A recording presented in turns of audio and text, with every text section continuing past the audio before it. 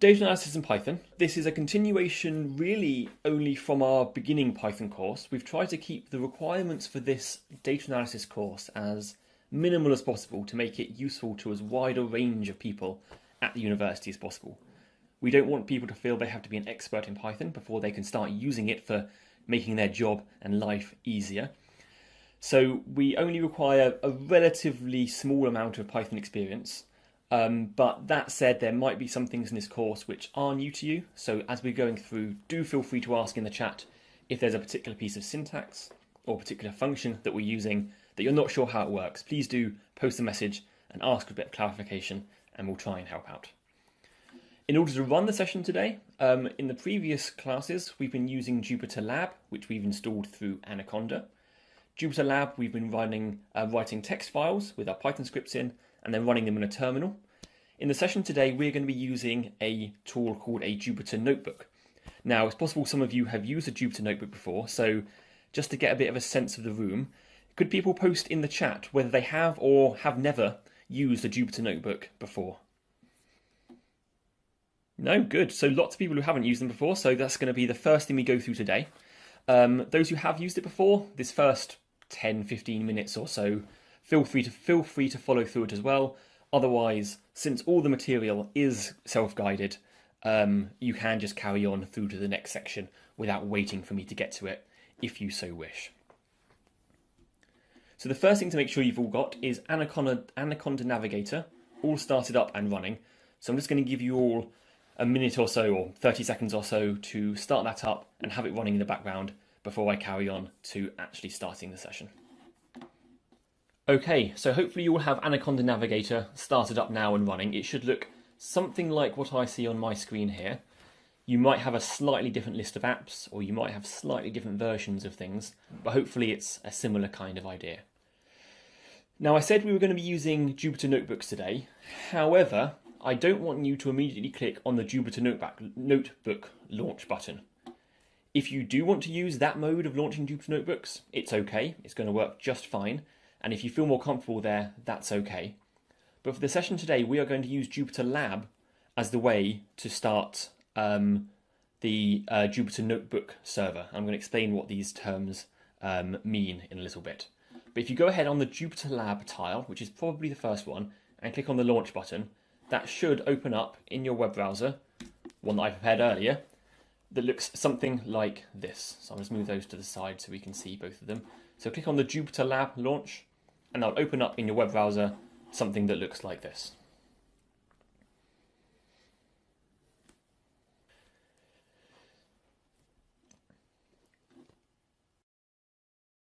I'm going to go ahead and make this window here full screen and extra full screen, and the rest of the session we're going to be living inside this window here.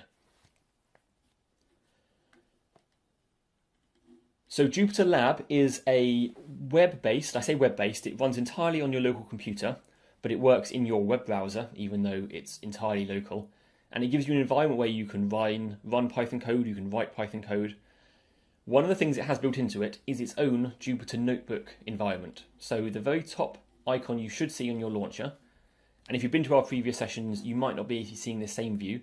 So just go ahead and you might, for example, have something that looks like this. Just go ahead and close all the tabs at the top. That's perfectly fine.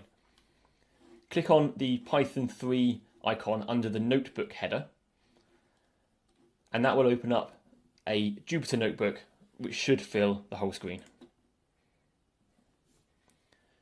So having clicked on that Jupyter Notebook Python 3 tile, you should get something that looks something like this. Now this is called a Jupyter Notebook. I'll just give you 30 seconds or 20 seconds or so to get this started up. And again, if any issues, post in the chat.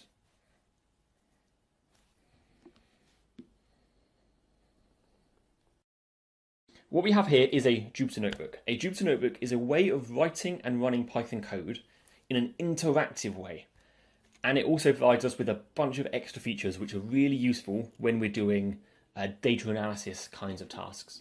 So at the first case, what we can do is we click inside the grey area here and we can type any Python code we like.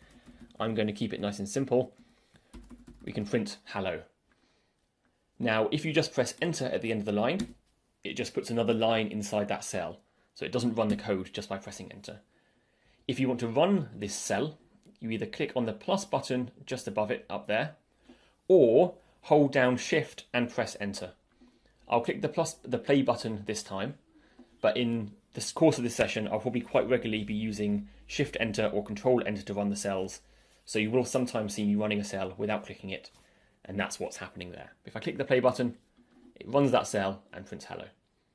It also gives every cell that's been run a number, so you can keep track of which order they've been run in, because in principle it's possible to rerun cells that are further up the page after having run further cells that are further down the page.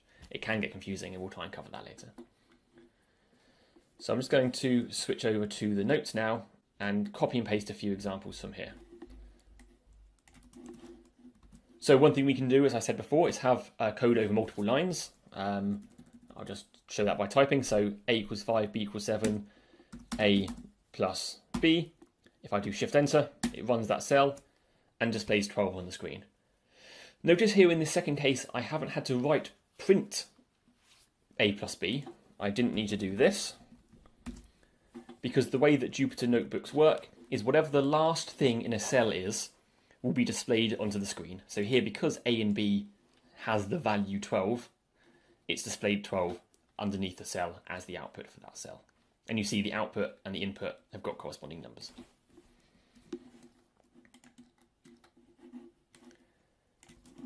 As well as being able to run Python code as we have done in the script so far, it also gives us an extra ability to, didn't mean to make that small, there we go. An extra ability to display output from commands in a slightly more visually pleasing way. Now, don't worry about what this bit of code here does. We're going to be discovering how these things work throughout the session today. I'm just going to make my font a bit bigger.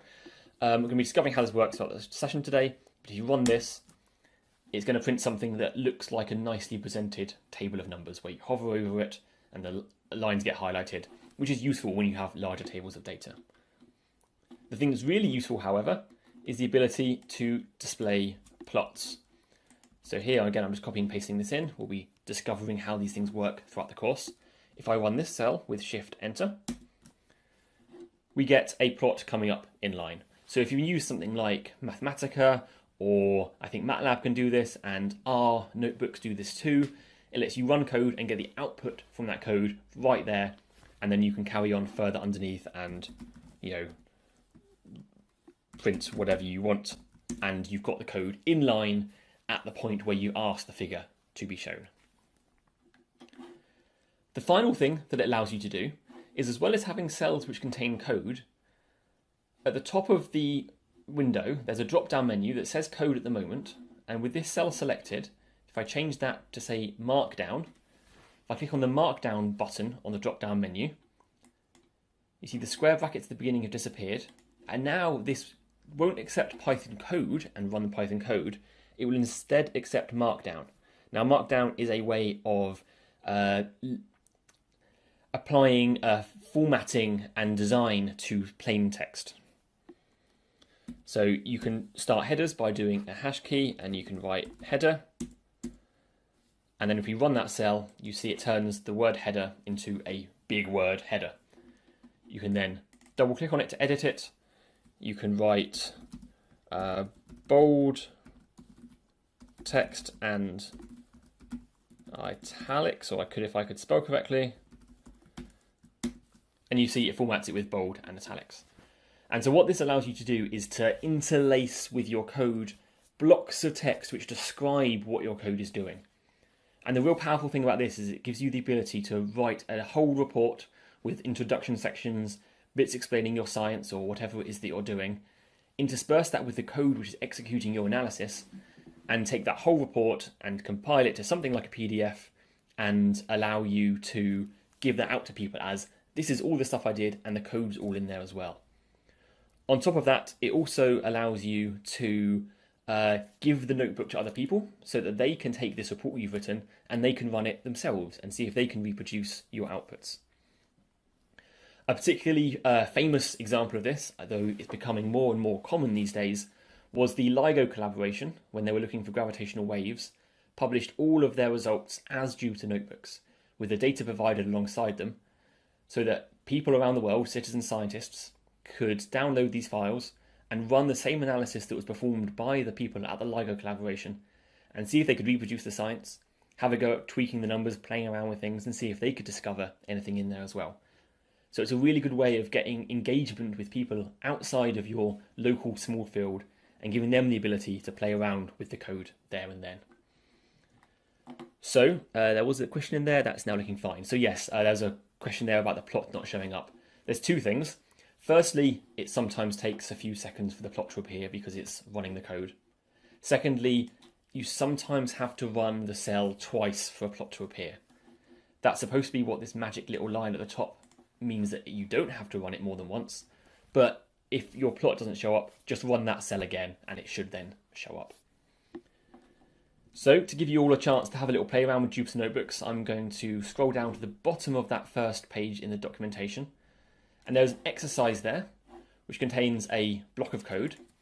So what I'd like you to do, just for a minute or two to get a handle on this stuff, is to copy that code into a few cells in your notebook.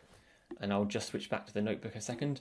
You can add new cells if you click in a cell by clicking the plus button at the top. You can add as many cells as you like by pressing that button there.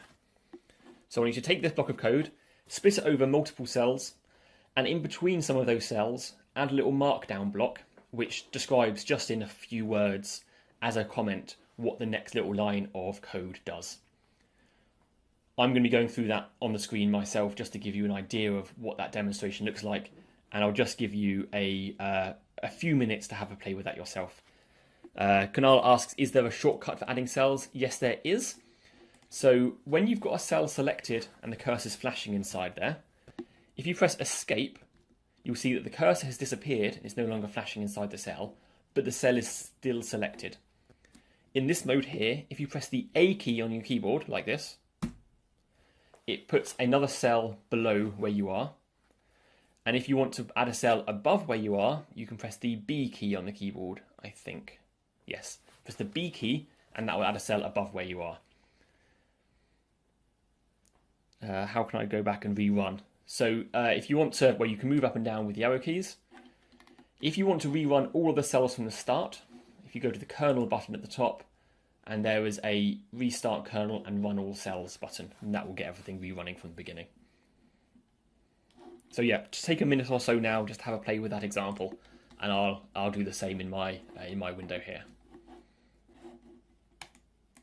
And again, any questions, please do post in the chat, and one of us will be there to help you. Olivia asking, how did I add the text bit? If anyone's happy carrying on, just carry on for the minute while I answer some questions. So, Olivia, if you select a cell so you've got it blue like this, at the top here there's a drop-down menu. By default, code is selected because that's the default cell type. Change that to markdown. And one thing you'll see happen is that the square brackets in front of it disappear. So that's how you know you're in markdown mode and not in code mode. Click inside the cell, and there you can type something like header. So a hash and a space at the beginning of the line makes it a header. 2 stars makes bold, and an underscore makes italic. And if you use the back tick key on your keyboard, which everyone's keyboard's different, but in mine it's in the top left, you can write code block like that. And I'm just going to copy that into another cell so that we've got the example and the real one. So this code here generates something that looks like this underneath. Does that answer your question, Olivia?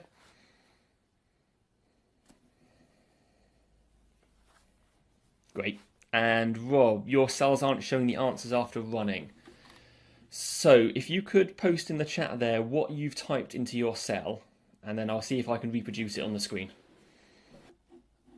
Okay, I'll come to you in a second, Kunal. So the first 2 things in the exercise, if I copy those 2 lines there, for example, and I type that into a code cell, if I run that cell there, you're saying you don't see any output. And that's correct, you don't see any output, because in this case here, the last line of code, and I say line in inverted commas, I know you can't see me, but I am, the last line of code in that cell doesn't have a value, because it's assigning it to a variable, and the act of assigning something to a variable in Python kind of soaks up the value that you would have been passing in. And so this line of code here doesn't have an output of any kind, it's just performing a side effect. And so you don't get any output from here. If we put in this cell my purchases, and then purchase, there we go, and run that, there we do get an output because that line has a value. And Kunal, how would I tell Jupyter to run several cells together? So, I don't know, let's try something. If I select two cells at once, which I can do by clicking on one, holding down Shift and clicking on another. If I press play, it looks like they both run. So you can select a cell, select another cell with Shift Enter or Control Enter, I think works, and then press the play button and both of them should run. However, the easiest way to get that to work is to go to kernel at the top, restart kernel and run all cells, and that will run everything. Okay, so a question here about the other things in this drop-down menu. So you see one that says raw.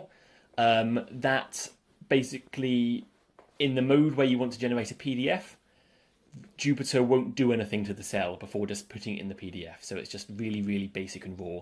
So you never need to use that one. Heading, I don't know what that one does. I'm guessing it's just a shortcut for a markdown cell. The only two cell types I ever use is code and markdown. That's all I've ever needed.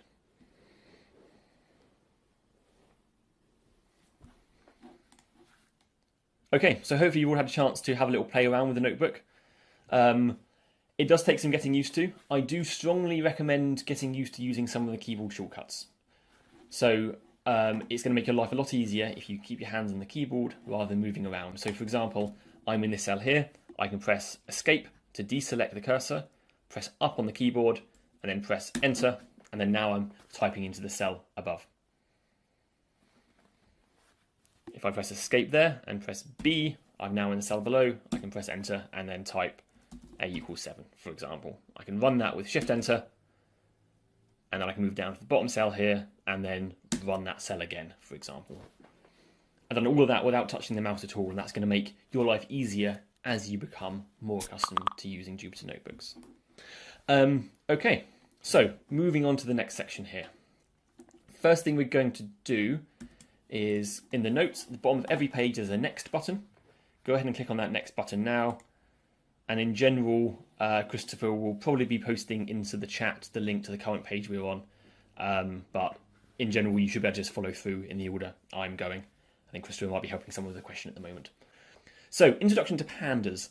So this course is about data analysis in Python because it's a very, very common thing that people in all walks of the university have some kind of data they want to analyze. Maybe it's in a spreadsheet, maybe it's in a text file, maybe it's downloading from a website.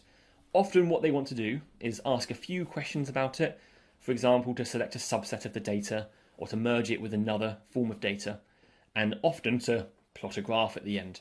A lot of science comes down to a bit of analysis and plotting a graph, as I'm sure you're all aware. So the idea of this course was to get people to the point where they can do that set of tasks without having to do sort of too much complicated things. We want to kind of find a critical path to getting the solution done. So in Pandas, the primary tool that provides these features that you need to do those things is a tool called Pandas. Now Pandas is a third-party module. It's not core Python. It's written by people around the world, writing stuff in their own free time, written by people like you and me. But it's included by default in Anaconda, which is one of the reasons we use it. But the reason it's included by default in Anaconda is because it's by far one of the most popular Python packages out there. It provides a couple of basic pieces of functionality. The first of which is a series, which is what we're going to be covering first. And the second is a data frame, which we'll come on to in a little bit. But to get a little sense from people in the room, could you let me know if you've ever used Pandas before? Or if you've ever done anything with Pandas or just had to work on code which has used Pandas before? So we're seeing a few people with yes, a few people with no. Okay, good. So lots of people have never used it before. You're the perfect target audience. However, those who have used it before, hopefully we'll go through some things which will clarify stuff, explain how stuff works underneath. And again, if there's anything that you're really comfortable with, feel free to move through a little bit faster or ask questions about how you can do other things about it in the chat. Yeah, so a few people have used it. Most people haven't. Wonderful. As I said, Pandas provides a few different tools. The first of which is the series. Now, a series in Python, in Pandas, sorry, you can access by importing it from the Pandas module. So I'm going to start a new notebook, and I'm going to do that by clicking on the plus button up in the top left where it says New Launcher, and I'm going to select a Jupyter Python 3 notebook. I'm going to save and close the old one because we don't need that one anymore. And I'm also going to rename the notebook by right-clicking on the tab at the top, select Rename Notebook, and I'm going to call this Pandas. Giving your notebooks a sensible name is a good idea because just having everything called Untitled 1 and 2 and 3 isn't going to make your life very easy. So we start off by from Pandas import series. So from the Pandas module, we're importing the class series. I run that with Shift Enter, think about it for a moment, and we've got access to a series. I'm going to copy this line of that list because otherwise I'll get a different set of numbers to you. So the way that you create a series in Pandas is by calling the series class like a function, and you can provide any list of data to the series object. Because at its core, the series is kind of like a Python list. It works in a very similar way superficially, and we're going to be investigating some of the differences shortly. So the easiest way to make a series is to give it a list of numbers. So here inside the round brackets, I've given it a list of numbers with the square brackets. These are all integers in this situation. If I run that cell, it's going to, because I haven't assigned it to a variable, it's going to display the value of that object. And this is a view we're going to have to get very used to seeing. We're going to be seeing a lot of series, or whatever the plural is. So I'm going to explain now what the things on this screen mean and what we should be paying attention to when we see them. Now, the first thing you hopefully notice is that this line of numbers on the right-hand side are the same numbers and in the same order than those we passed in the list at the top. 14, 7, 3, minus 7, and 8. So the first thing to notice is that series has maintained the order that we pass things in, and that makes sense because you'd hope that a series is serial and maintains ordering. The next thing to look at is on the left-hand side, we have the numbers 0, 1, 2, 3, 4. These are the index. You can think of these as being the row number or the row label, because we'll see in a while that the row label can be strings as well as being integers. Because we haven't told it what labels we want to apply, it's automatically generated the numbers starting from 0. Because remember that Python always starts counting from 0. The final thing to be aware of is the D type. D type means data type. In this case, it is an int 64. Int means integer. 64 means it's a 64-bit integer. 64-bit integers can get very large. They can get as large as 2 to the power of 64. So the largest integer you can have inside this thing is pretty much that big. Except actually it's only that big because it goes positive and negative.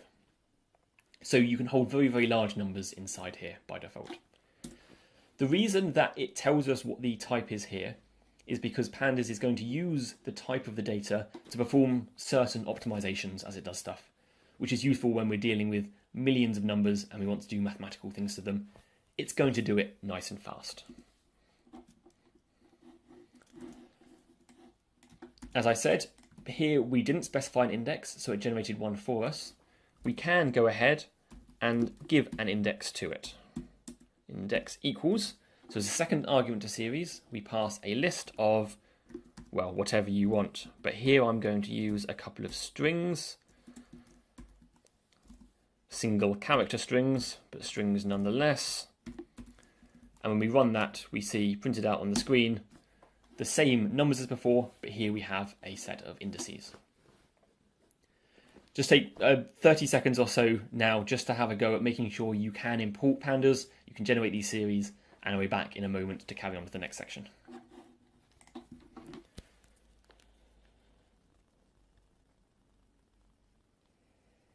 Okay, got a question there in the chat from Dan. Is it impossible to index from a sliced range?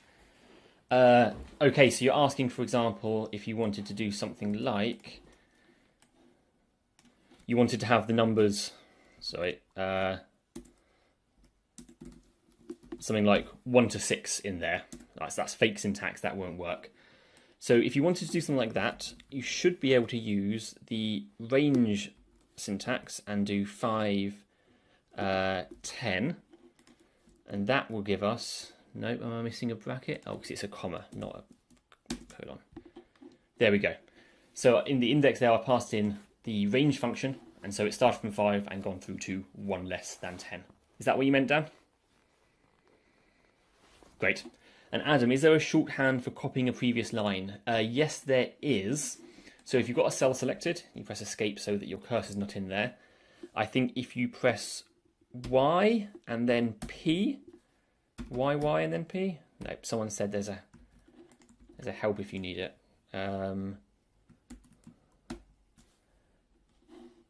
Edit. Copy is C, paste is V. Okay, so you select it, you press C, and then you press V. There we go. So C to copy, just pressing the C key by itself, and then V to paste. And you can delete a cell with pressing D twice. I'm not expecting you to remember all of these. There is a way to get the keyboard shortcuts, but I can't remember how you do it. It's probably in there somewhere. If anyone can see how to get the Jupyter Notebook help up, then that would be great. Okay. So let's go ahead and actually do something with these things. So I'm going to go back to, actually, which one? I'm going to try and keep up with what I've got in the notes. I'm going to go back to this cell here. So I'm going to delete these other cells. So we have here a series.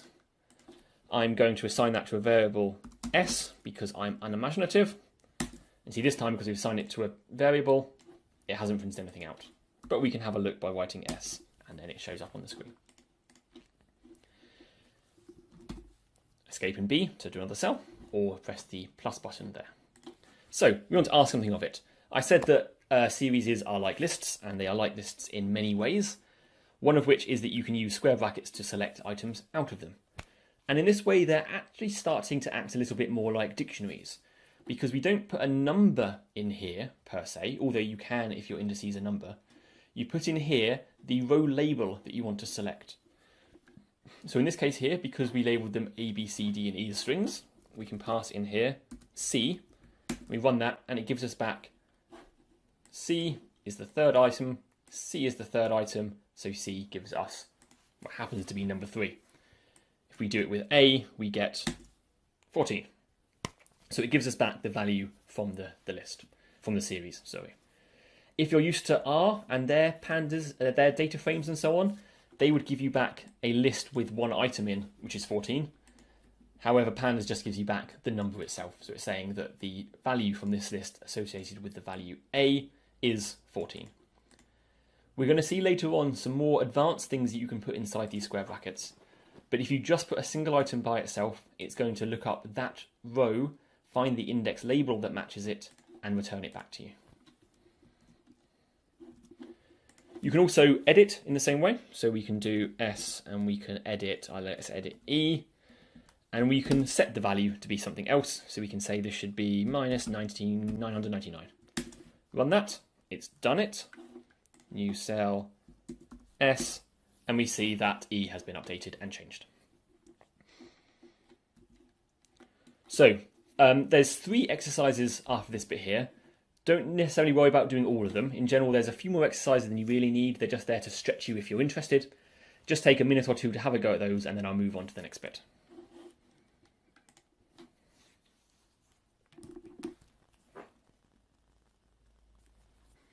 Right, it's a question there from Adam in the chat. So compared to MATLAB, this is basically a way of storing data, but can we add in strings as well? You absolutely can. So in the examples here, I've been having integers as my types here. If I take my series example and make a bit of space and do it here, you can absolutely put this is a word, and actually let's run it without the S at the beginning, and you see we've got some data here which is, this is a word. So you can put any kind of data in here at all. You'll notice this time the D type has changed to object. That's its sort of generic, I don't know anything more than it's some kind of object. That means that you're losing the ability to have efficiency and speed when you're dealing with these things. So if you wanted to do mathematical operations to this series, it would become slower than it would be if they were all integers, for example. In general, it's a good idea for each series to have one kind of data, so have these all as strings or all as integers or all as floats, but it is possible to mix them together. Suddenly my shortcuts stopped working, so if your shortcuts won't work if your cursor is flashing there, so if you want to, for example, copy or do a cell underneath, make sure you pressed escape so that the blue outline around the cell disappears and it's just grey and there's no flashing cursor there anymore. That means that when you do something like A to do a cell above, it works correctly. So give that a go and see if that helps. And I'll delete that cell. So from those exercises we've just been going through there's a question there about how does a Pandas series differ from a list or dictionary? And while these ones above are just having a play around and having a go with these things yourself, I'll answer this question about how a series differs from a dictionary and a list. I wanted to point these out because it's useful to have an understanding. Because one of the things you need to get used to in programming is choosing the right kind of container for the data you're dealing with. And so knowing how they compare against each other is a useful first step along that. So they're like dictionaries because you can just access by any kind of key. But importantly, series are ordered where dictionaries aren't. We'll see later on that series can have repeated indices. So while you can't have a dictionary with the same key repeated, you can have that in a series. It's generally not a good idea, but sometimes it does make sense, so be aware of that. And series are sped up and made fast by using NumPy or NumPy behind the scenes. A list, again, they're in order, and you can index by integer in principle, but a series lets you access stuff by key, as we saw, and again, it's made faster. So on the whole, it takes the best bits from both and makes it faster, but there are some situations where you don't want something quite as difficult to interact with as a series. It's not built into Python, for example. So, series operations. Let's have a look at an example, and I'm going to be asking for some audience participation in a moment. So here we have a list. If we wanted to double all of the items inside that list, let's do something like my list times 2. Now, could you post in the chat there and let me know what's going to happen when I do the list multiplied by 2? Is it going to double all of the numbers? And you can cheat by trying it yourself. Yeah, okay, good. Lots of people saying yes. Let's see what happens. Oh, that's weird, isn't it? So because this is a built-in Python list and not a series, it isn't making the assumption about it being numerical data. A Python list is just designed as a container for information. So what it's actually done is it's taken our list, 368,410, and it has doubled it. And it's doubled it in the most literally minded way you can imagine. It has just repeated itself again. If we wanted to double every item in the list, we'd have to manually loop over it, put the doubled items into a new list, and that takes some time. And takes some lines of code as well. With only 5 items, you're not really going to notice any slowdown. But if you have 1 million items, putting it in a Python list and looping over it is going to be slow. So let's take this same list and let's make a series called S. In fact, let's call it S1, so have this different name from before. And so we're taking our list, we are converting it into a series and giving it a name. S1 now looks like this. So it's those same numbers, but it's a Pandas series. If we multiply that by 2, it's done the correct thing. So it hasn't duplicated the list, it has applied this operation to each item in the list. And because it knows that they are integers, it is able to do this in a very, very fast and efficient way. Right, so the code will go green. Yeah, so while it's running, it goes green apparently. So that's the difference between the two, David. So this allows you to run this numerical operation on everything inside this list. Now, this is useful if you've got numbers inside there and you want to be able to double them or find averages or things like this. But as well as doing numerical operations like times 2, or we could do minus 2, that works too. So 3 has become 1, 6 has become 4, etc. We can also do Boolean operations, so logical questions about our data. So instead of doing a mathematical operation which changes the numbers, we can ask questions which are going to give us back true or false answers. So for example, we can say, is S1, I'm going to change this cell here just to be S1, so we've got a reference, is S1 greater than 6? And we run that, and it gives us back the answer, but it's giving us back the answer for every single row. It might look like we're asking the question of, is this whole series bigger than 6? But actually what this ends up meaning, I'll just scroll down a little bit, what this ends up meaning is for each item in the list, ask each of them, are they greater than 6? So 3 is not greater than 6, 6 is not greater than 6, 8 is, 4 isn't, 10 is. And so it gives us back this list of trues and falses. There's a question there from Olivia. So this means in lists I can only do these kinds of operations through looping. Realistically, yes, there are ways to make it look like you're not looping, but you are always looping.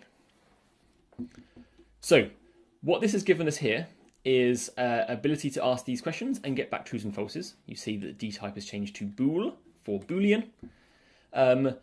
We'll see in a moment how we can actually use these ourselves, but have a quick go now. Just have a play with the series. Try doing multiplications on them and try doing greater thans, try less thans, or equals tos, and things like this, and see what works, and see if you can get stuff to give you output that you expect. And I'll be back in a few minutes to move on to the next bit.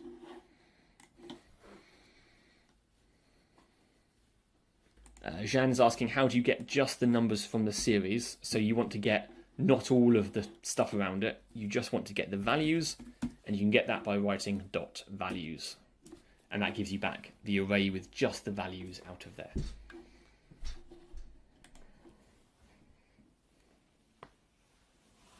Okay, great. So a few good conversations happening in the chat there. So Bo's asking, is NumPy faster than Pandas or not? So Pandas, as Christopher says, uses NumPy behind the scenes. Everything underlying it is NumPy, and it's just using Pandas as a way of giving a nice interface on top. Yeah, as Christopher says, always one step ahead of me is he. I'm going to go, again, I'm going to just make some more space underneath, and I'm going to come back to our S thing from before. I'm going to change S so that the last item in it, actually no, I'm going to redefine it so that it's the example from before. There we go. So, S, A, B, C, D, E, and the numbers. I showed you before that with an S you can do something, oh dear, you can do something like S is greater than, let's say, greater than 4. And it gives us back some trues and falses. Now that's useful as a first step. It gives you something which, if you look at with your human eyes, you can see that there are trues and falses, and so you could kind of try and cross-check, and you could say, okay, so which items are greater than 4? A is true, B is true, and E is true. Okay, so that, and that have passed my test. Okay, that's good. However, we are lazy because we are programmers. The best programmers are always the laziest programmers because we make the computer do the work for us. We shouldn't have to do this manually because software is there to automate our lives. So I'm making another cell below. I'm going to take this S greater than 4 thing, and I'm going to kind of double things up. I said before that when you write S and you put brackets in it, you can put inside here something like A. The spaces here are just for clarification in a moment. The S's here are to, the A here is going to select row A from S. So I said if you put a single item in here, it's going to give you back that single item.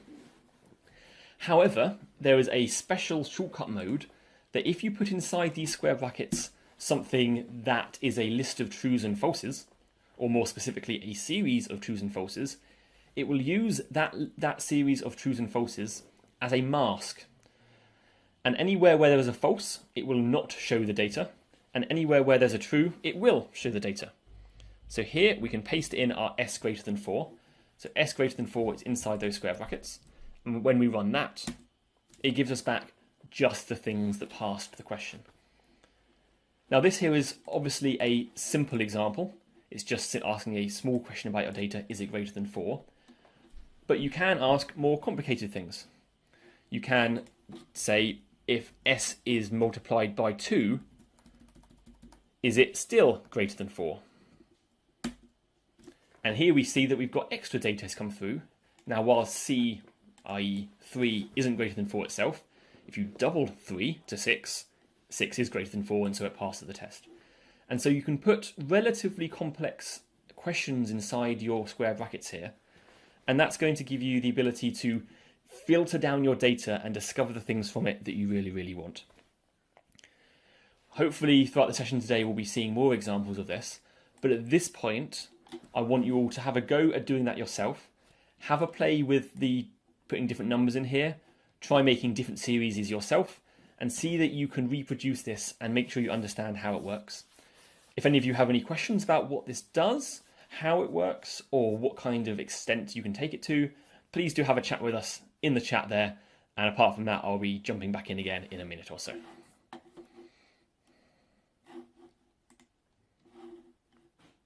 Okay, so hopefully you've all had a chance to have a little play around with querying your data like this. There are other ways of querying data in Pandas. We'll be seeing how they interact with larger forms of data in a short while, but there are also other techniques out there. I do recommend having a look through the Pandas documentation after this session. Some of it is very technical and dense, but some of it is written for relative beginners, so you should be able to get some useful information out of it as well. I'll point you towards it towards the end of the session. So the last thing I wanted to cover on series, which is going to be useful later on, is how you can do things between two series. So here I've defined two more. I've got S2 and S3. One's got largish numbers in it and the other one's got smallish numbers in it. As before, we saw that we can do S2 minus 5. That subtracts 5 from all of the values inside S2. So 23 goes to 18, for example. But if you've got two series which are the same length, you can do S2 minus S3. And it will subtract the corresponding elements from the two of them. So it does 23 minus 7 is 16, 5 minus 6 is minus 1, and so on and so on. And again, it does this very quickly. It will, even if you've got like a million items inside here, it will be able to subtract one from the other in a fraction of a second. So you generally don't have to worry about the speed, as long as your D types are showing up correctly as int64. And as long as these are a similar size thing, this is always going to be a nice fast operation. You don't generally have to worry about that. If you do get to the point of having to worry about your data being far too big, we'll give you some information at the end of the session to come and talk to us about how you can get help after the session. So moving right down to the bottom of this, what was the title of this page? Was Introduction to Pandas. Moving right down to the bottom of that page, there is a final exercise here, which I will just go through with you. So create two series of equal length with no specified index and containing any values you like. Perform mathematical operations on them. That's what we've just done there. Now what happens if they've got different lengths? Let's have a look. So let's make S3 shorter. So S2 we've got 5 elements in, S3's now only got 4. If you subtract one from the other, I didn't run that cell again. Classic thing that happens, if you change a cell but don't run it, then the values that are set inside it don't get updated. So you have to make sure you always run a cell after having edited it. So here we see that S2 minus S3 is done 23 minus 7, again, 16. 5 minus 6, minus 1. All the way down till it's got to 7 take away 4 is 3. Then it's trying to do 5 take away, well, there's nothing there. And it's important to be aware of the difference between 5 take away 0 and 5 take away... And at that point I just paused, because there's nothing to subtract from it. There's no definition of what you, if you do 5 take away something that just doesn't exist, what the answer should be. It's not 5, it's not infinity, it's not anything. So to handle this situation, Pandas and generally most Python and other programming languages have a type called nan, which stands for not a number. And so any situation where you do something that represents something that isn't a valid number will put a nan in its place. Now nans are viral, So if you do nan times 3, that's going to be a nan. If you do 5 minus nan, that's going to be a nan. So nans become sticky and they hang around. Another good question in there from Anna. Why are they floats now? So I was about to come on to that, but I'm glad you pointed it out. So 23 minus 7, integer. We've clarified they're integers from before. But now for sometimes it's 16.0. And for the pure mathematically inclined out there, you might think that 16 and 16.0 might be technically different things, and they are in programming languages. The reason it's had to do 0.0 here and turn them into floats, and you see it's a float 64, is because the whole column of values has to be of the same data type, and there is no way to represent nan inside the integers.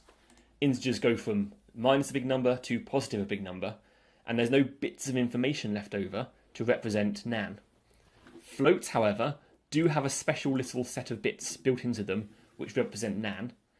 So as soon as your column gets nans involved, your numbers are going to turn into floating point numbers. Now, some of you might not be seeing floating point numbers here because this is one of the things that's changed with the recent release of Pandas 1.0.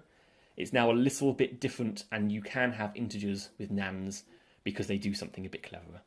So in the future, this might not be happening, but it's worth being aware of. Okay, good. So with that, we are going to move on to the next section. At the bottom of that page, there is a next button. And we are on to DataFrames. Now the term DataFrame, as far as I'm aware, was stolen from the R programming language, either from the language itself or from one of the packages, I'm not actually entirely sure. At its core, you can think of a data frame as a table of data. So a series is a one-dimensional list. It is something which just goes along in one direction. They are originally technically designed, I suppose, for use as time series. So in our examples before, we had indices which were numbers, automatically generated 0, 1, 2, 3, or A, B, C, D. But you can have an index being a complicated value, like a timestamp. So a series might be used, for example, to store all of the samples from an experiment. Maybe that's all of the temperatures throughout a day, or all of the atmospheric concentrations of CO2 throughout a year. That's a one-dimensional set where there is a one piece of information, but repeated, and each piece of information, each row, has a label saying when it was collected. So that's what a series is. A data frame is a table of data. And so where you can think of a series as being a column, a data frame is a set of columns all connected together. At its core, a data frame is made up of a bunch of series put next to each other, making up a table. That's what they do. And as soon as you start operating on data frames, start asking questions from them, you are going to start getting back series. And this is why we've started with the simpler series type, because very quickly data frames devolve into a series, and that's how you start operating upon them. So we'll start by importing this, and I'm actually going to start a new notebook. I'm going to save the old one, but I'll leave it open. I'm going to start a new notebook, and I'm going to call this one DataFrames. And we start by from pandas import data frame. Now, there's a question in the chat about how often do you have to do this import. Generally, you do it once at the very top of your notebook, and then it persists for the rest of that session. This next bit I am going to copy and paste, because there's no way you want to sit here and watch me type out all of this. That would be very boring for everyone involved, and I would absolutely definitely make a mistake. So this is just a plain old Python dictionary. Each key is a string, and each value is a list of items. Each of these three lists are the same length. The way this is going to work is each key is going to be used as the label for a column, and each value is going to be used for the values in that column. So we go ahead and run that. Now, at the moment, that's just a plain old dictionary. If you want to turn it into a data frame, we should go ahead and use the, if I could spell, data frame class, which we've just imported at the top, and we pass it our data in the same way we passed our series, our list, to the series. There's a convention to name your data frame df, and that's a bad idea because it doesn't describe it, so I'm going to rename this to census. I think that's how you spell census. Then in the cell below, I am going to print it out, census.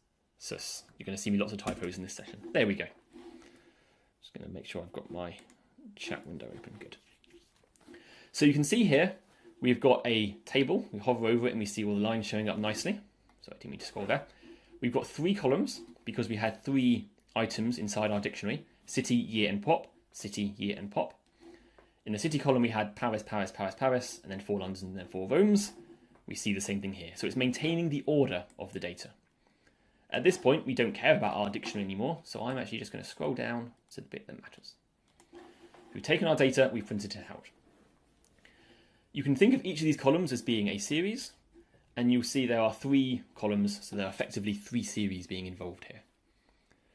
If you remember before, every series had its own index. The way that a data frame works is it combines all the indices from the parts together and gives one overall index all the way down the left-hand side. And now, because we haven't specified an index, it's assigned one for us. Again, the integers displaying from 0. So I'm just going to give you a few seconds now just to copy and paste and run that code yourself. Make sure you can import the module. Make sure you do this line here. And make sure you can get to the point where you've got a table displaying in your code. So give you a little bit of time there just to have a go at that, and then I'll jump back in.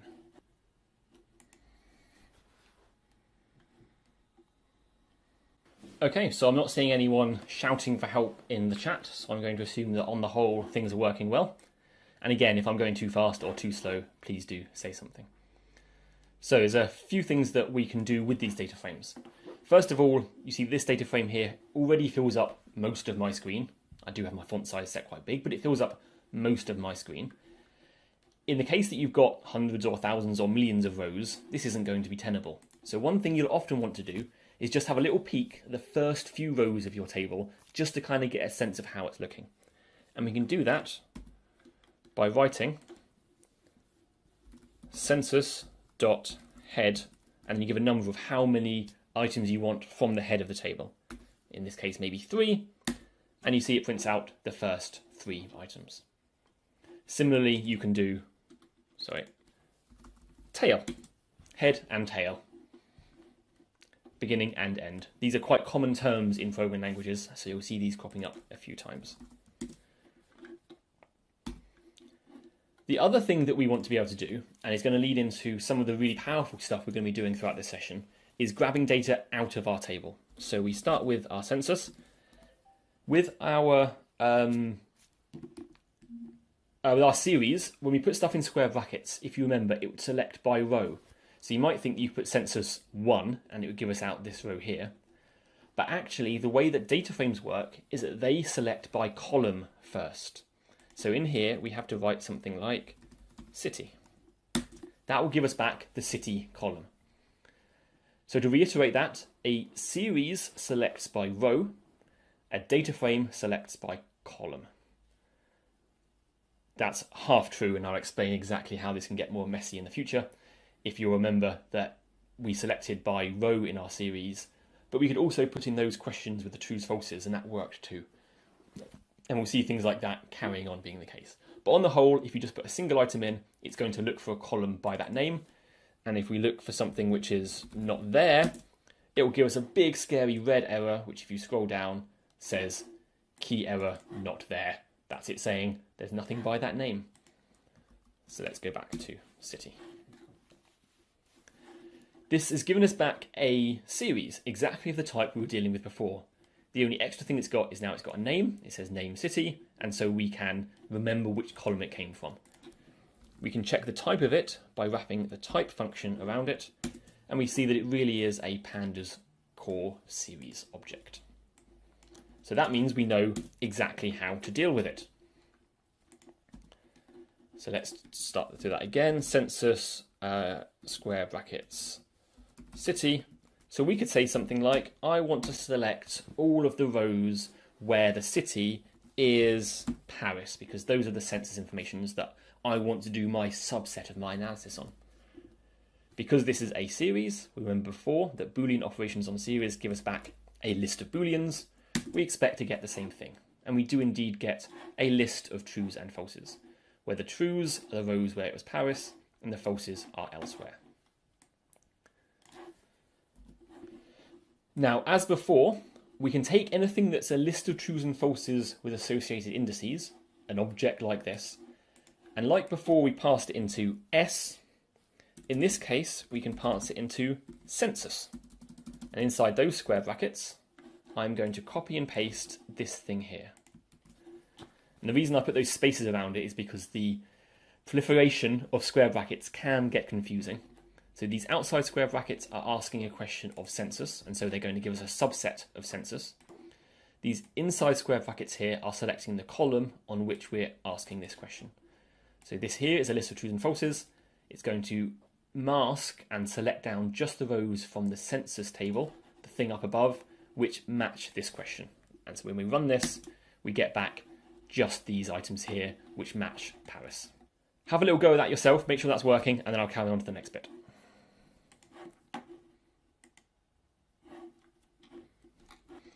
So we selected here census, and to select a column out of it, we just put something in the square brackets. It's quite common that you actually want to select by the row index. And so to do that, you do .loc, which stands for location. Not the best name I know, but it does work. And if you put the number 3 in there, it's going to give us back the row that matches the index 3. So it gives us back Paris 2010 2.244. So this is a way that you can get rows of data out of your Pandas DataFrames. But the reason it's made a little bit more difficult than getting the column out is due to the way that the stuff's laid out in memory, effectively. It has to ask more and more difficult questions and do more work in order to extract a row than it does to extract the column. You can think columns are pre-prepared, but rows it has to go and find the data and reassemble it into a series. So getting rows out is possible. It is slightly slower. Sorry, it wasn't slow, but it was slightly slower, and that's why they make it a little bit more difficult to get access to. We can also add new columns. So here we have census, and we have a look at that table. It looks like this. So we can add a new column to it. For example, a column called continental. Again, spelling catching me out. And we can assign a value to it. So this is going to make a new column with that name. And so the value we assign to it needs to be a list of numbers to fill the column with. The easiest way to get a list of values to fill the column with is to generate one from one of the other columns. So for example, let's put some spaces there to make it clear what's going on. df city is not equal to London. So this is going to ask of the city column where it is not equal to London. That's going to give us back a list of trues and falses. We're going to take that list of trues and falses and make a new column out of it. It's not called df, is it? It's called census. Thank you. There we go. So now we look underneath and we print the census table, and there's now a new column here which has got our information in it. And we could then use this in queries as we go forwards. To delete that, we can use the del keyword, which is valid Python in many contexts, but is very uncommonly used. And you can delete a column, such that when we then look at it again, census, it is now gone. So you can add and delete columns at will. Have a go at the exercise at the bottom of the DataFrames chapter. So do this same thing that I've just been doing there. Have a go at selecting some data out of it, and then see if you can find all of the cities which have a population smaller than 2.6 million. At this point, I should point out that I've done a very, very bad scientist thing, and I've got a column here with numbers in, and I never told you what units they are in. I assume you can work out they're not individuals, because you can't have 2.148 of a person. They are, in fact, in millions. So when it says smaller than 2.6 million, it's asking for a value that's smaller than 2.6. Have a go at those for a few minutes, and then I'll update everyone before we jump onto the break.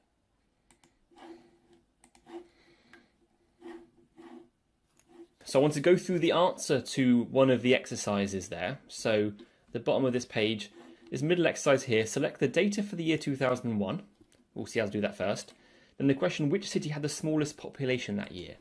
Now, to answer the second part of the question does require a function that you haven't been taught yet, so I'm going to teach it to you now and show how we can do this and build it up stage by stage. As Crystal was saying in the chat, the best way to solve these things is to start small, do one small bit at a time, and slowly build up your line. Because even a line of code like this one can be a little bit hard to parse when you're first looking at it. So either build it up part by part, or give temporary variable names to each step and then use those variable names in later steps. But let's get to the exercise. We have, let's make sure I've got my thing here. So we have df year. That is, oh no, it's census, isn't it? Teach me for reading off my notes. Census year. These are all the years. The first thing we want to do is grab all the stuff for the year 2001. We can do that by selecting where the year is equal to 2001, trues and falses. So let's pass that back into the census dictionary, census data frame. So this is going to give us back all the bits from census where the census year column is equal to 2001. There we go. We've reduced our data down.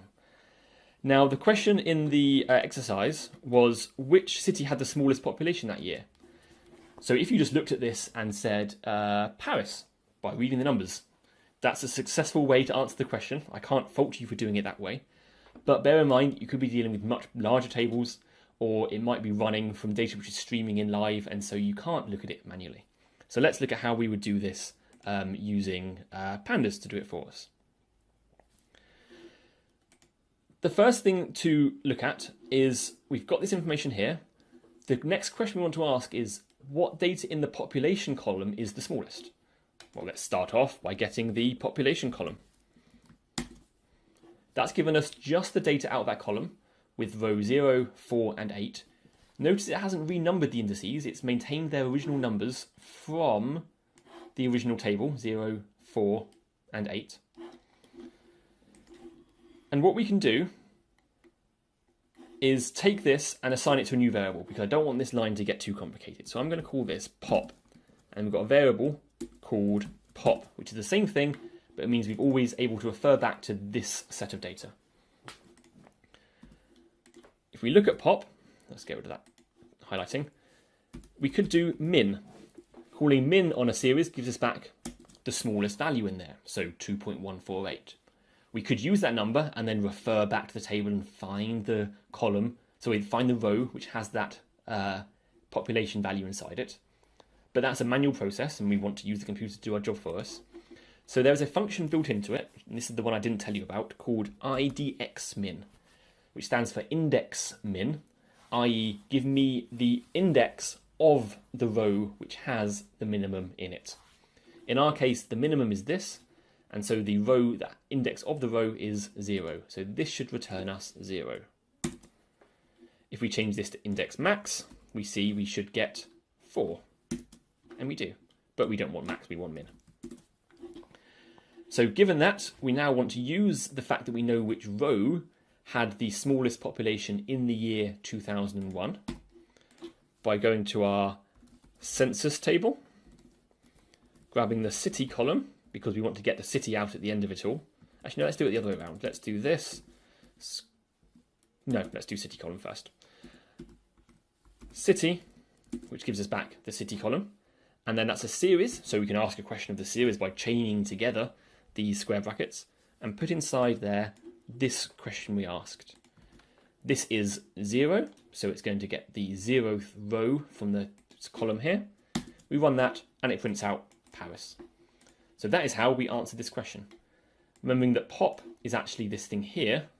So if we wanted to, we could copy that. We could use our thing here, replace pop with it, get rid of these spaces, and run that. And we should get the same answer. We do. And when you look at that line of code there, you realize why I split this onto multiple lines with multiple variable names, because while this answered the question, it's a very dense and difficult way of understanding it. We've got just over an hour left today, so we've got two main topics I want to get through still. The first of which I'll jump into now, and we want to make sure we get round to making plots before the end of the session, because for a lot of you, that's going to be the reason that you came. So, I've made a new notebook here, still got my old ones open so we can refer back to them. But we're going to start off, let me just get my notes up. We're going to start off going through how we go about reading a file. So switching back to the notes. Pandas has built into it lots and lots of ways of reading files from either from your local hard disk or even downloading them directly from the internet. It's got a variety of tools for different file formats. One of the most common you're going to see is comma-separated values, CSV files. But I would not be surprised if many of you are also dealing with Excel spreadsheets. In some domains, you'll also come across file types such as HTF5 or even SQL or SQL databases too. Beyond that, there are a number of other file formats which Pandas supports, but those in my experience are by far the most common. To show how Pandas gives us the ability to read in these different data formats and to deal with the inevitable messiness that comes with them, we're going to go through an example now.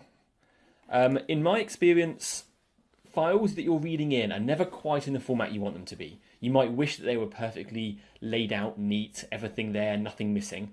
But realistically, the real world gets in the way and we have data which is messy. Either it's poorly presented, poorly laid out, or just has stuff missing from it. So if you've already come onto this page, we had to update the page in the break because something had changed and it wasn't working anymore. So make sure you refresh this page before you carry on copying the examples. So I'll refresh that now to make sure mine's refreshed. There we go, refreshed. So here is a CSV file example. It's available at this link here. So this here is the contents of that file. It's got some text at the top which describes what's going into the file and sort of an explanation about what's inside it. Then it's got the actual table of data itself. You'll notice it's using semicolons instead of commas to delineate the different columns in the table. It says up here a -1 signifies a missing value. So we've got some -1s, which mean there's no census data for that year. There's also some places where we've just got two semicolons next to each other. And that's meaning that in this gap here, there's again missing data.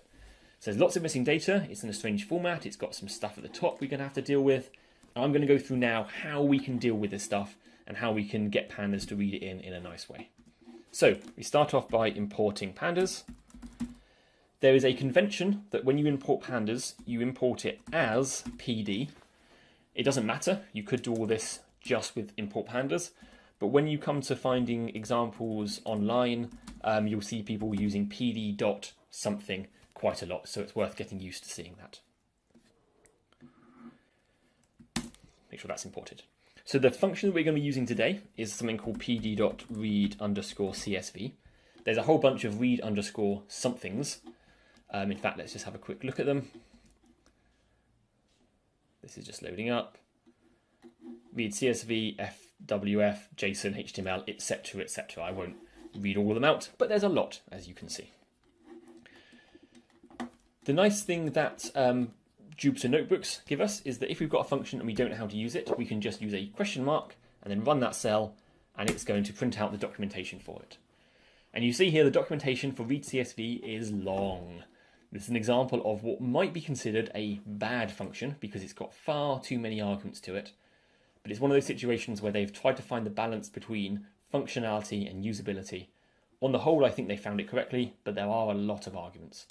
These are just the arguments in their default values. Scroll down further, and it has a description of each and every argument in there. So we're going to be referring back to this along the way so that we can see what we need to do.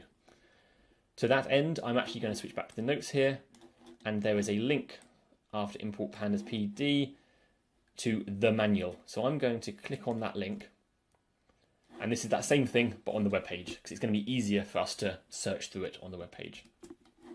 So the first thing we do is pass in the file that we want to read. Now I've prepared a file for you at a link which I'm going to copy and paste there. Again, this is in the notes. This is just defining a string. We are going to pass that string to the read CSV function. And there we have it. It has downloaded the file, opened it as a CSV file, and has attempted to interpret everything that's inside it.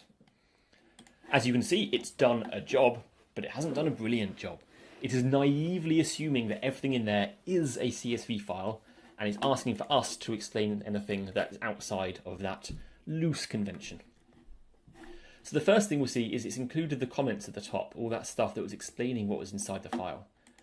I'm going to reorganize this. You can do this in Python. You can have a function call with arguments, one on each line. And I'm going to have to use another argument to this function, tell it that it should skip some of the rows. So I'm going to go to the documentation, and I'm going to do Control F and search for skip. Now, skip initial space. Let's do match, highlight all. Skip rows. That sounds like the one we want. So let's look for skip rows. Skip rows, and go down the page. And here is the documentation for that argument. It says the line numbers to skip. That's what we want. We want to tell it how many line numbers we want to skip.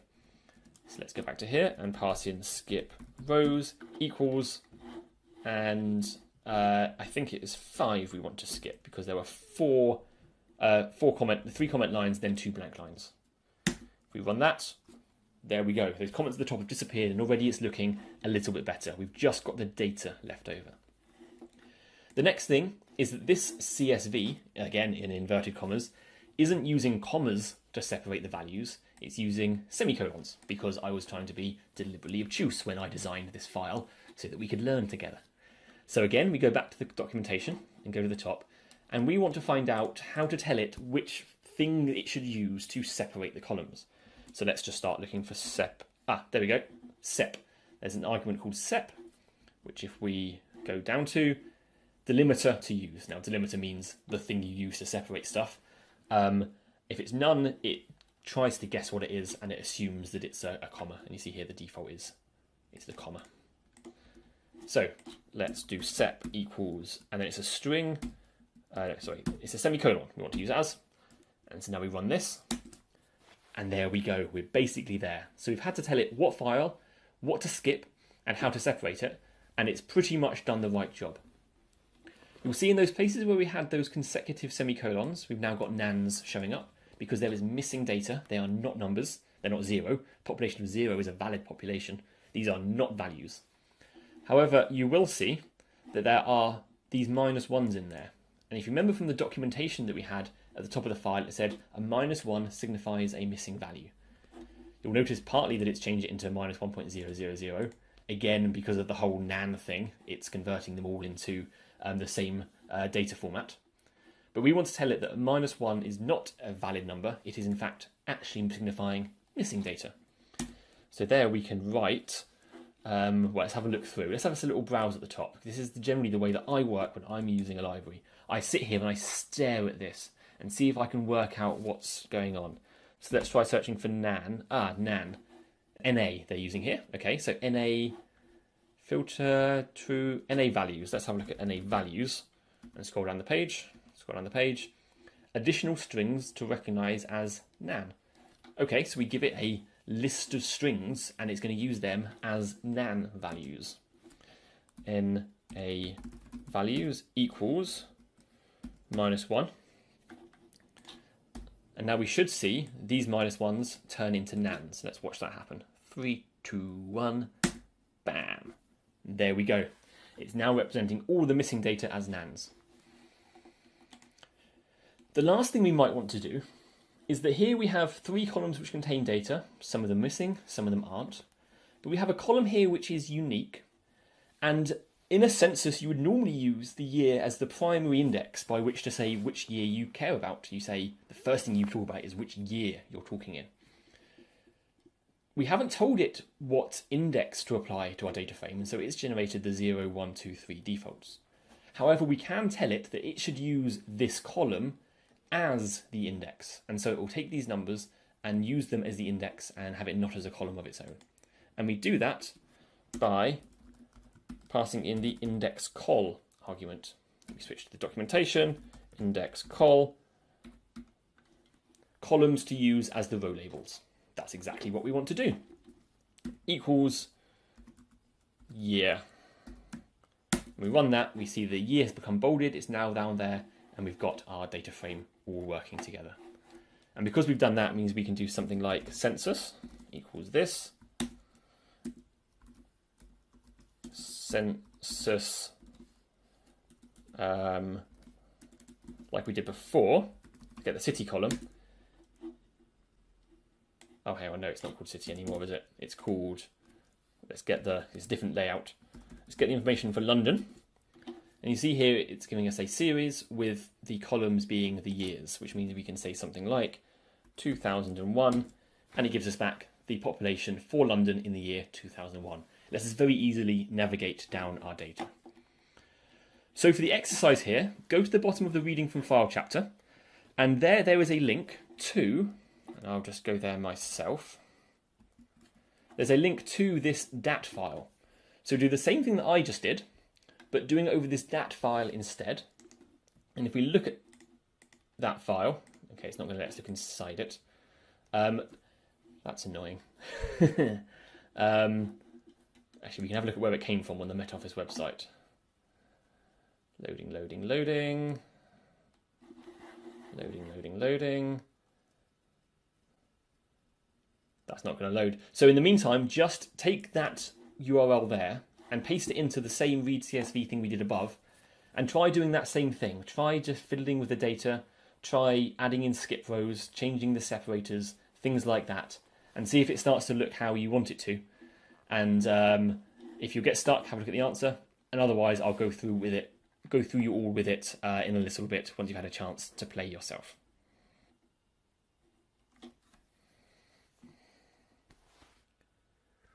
Okay, so we've got a question in chat from Jesse. Let me just get that loaded up. So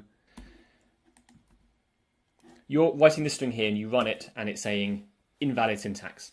And the reason that's happening is because on Windows, they use the / character to represent folder separators. However, in almost every programming language, / is used for control characters. So for example, \n is a new line. And so it's reading your string here and seeing this as \U, which I think is how you write Unicode characters, and \W is something else, etc. So one thing you could do is replace all your slashes with /, because they work fine on Windows. Otherwise, as Chris says, do an R at the beginning of it, which makes a raw string, and then that will work successfully. Okay, so I'm just going to go through the first part of the exercise there. So the first part was just to open the file and get it all read in correctly. So leaving that other stuff on the screen there, I'm just going to paste that in, and I'm going to comment out the magic bits so we can kind of build it up bit by bit.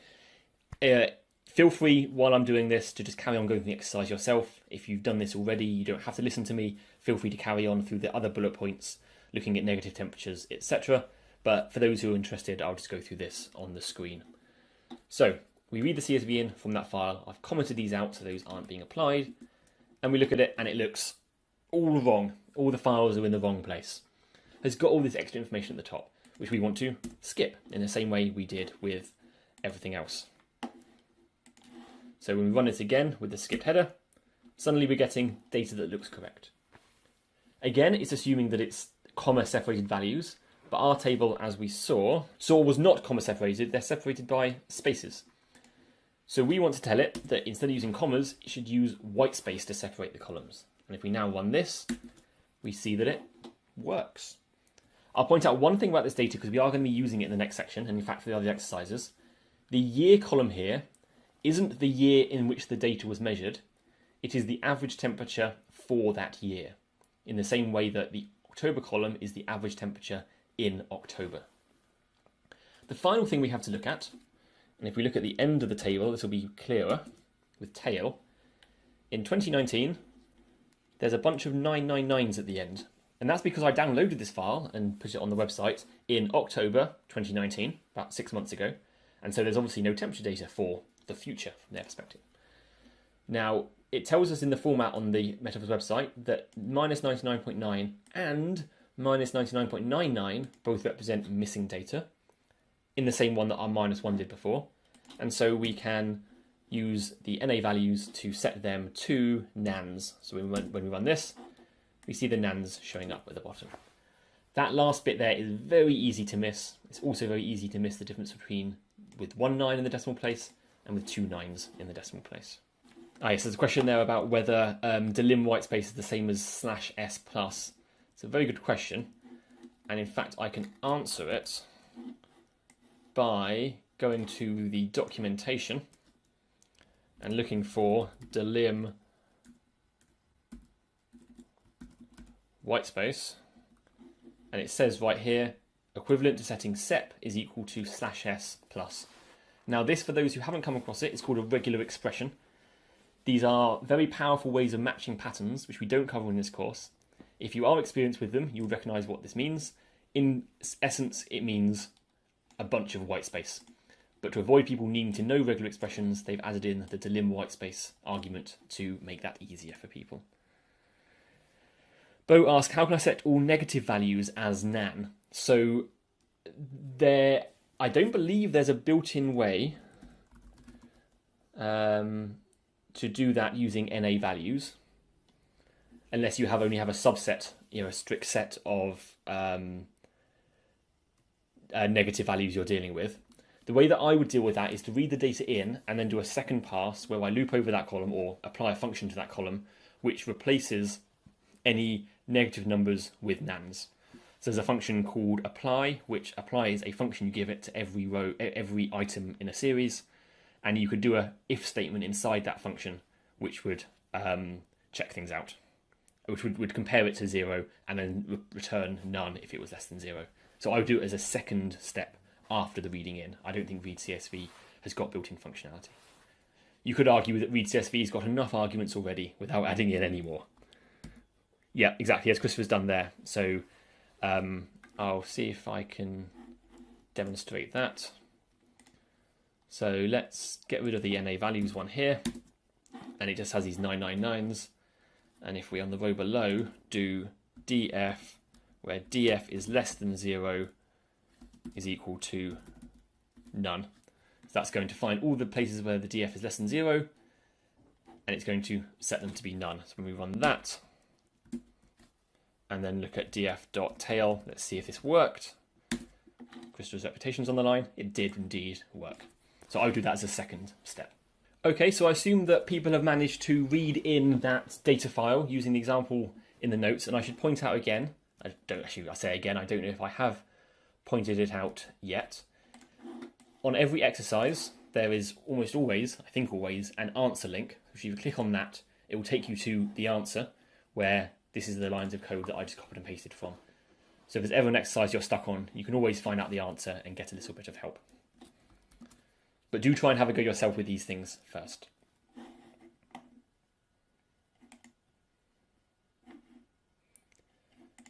So I'm going to have a look at these other two exercises here. How many years had a negative average temperature in January, and what was the average temperature in June over the years in the data set? So there's a few kind of slightly more complex questions we might want to ask there, but the sort of thing that if you're doing meteorological data are the kind of questions you might want to be asking. So the first thing there was how many years had a negative temperature in January? So we've got our DF, which again shouldn't be called DF because that's a bad name. It should be called temperatures, but let's just carry on for now. Let's start by looking at January because that's the month that we care about. That's the column. If we ask a numerical mathematical question of that or a logical question of that, it's going to give us back another series. So we can say where Jan is less than 0, that's going to give us all of our negative values. You see it's done falses. It's done a ... in the middle because that jumps from 1663 to 2015. There's several centuries of weather in the middle. Some of them are going to have an average January of less than 0, but for some reason the first 5 and the last 5 don't. We take these trues and falses and we pass it back into DF. And that's filtered down our data, so we see that all of these first column here values should all be negative. So 1684, 1695, 1709, etc. all have negative values.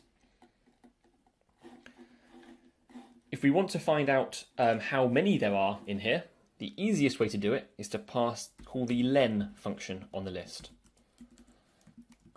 No, my computer's having troubles. There we go. So I've just passed this data frame into len. No, I need to...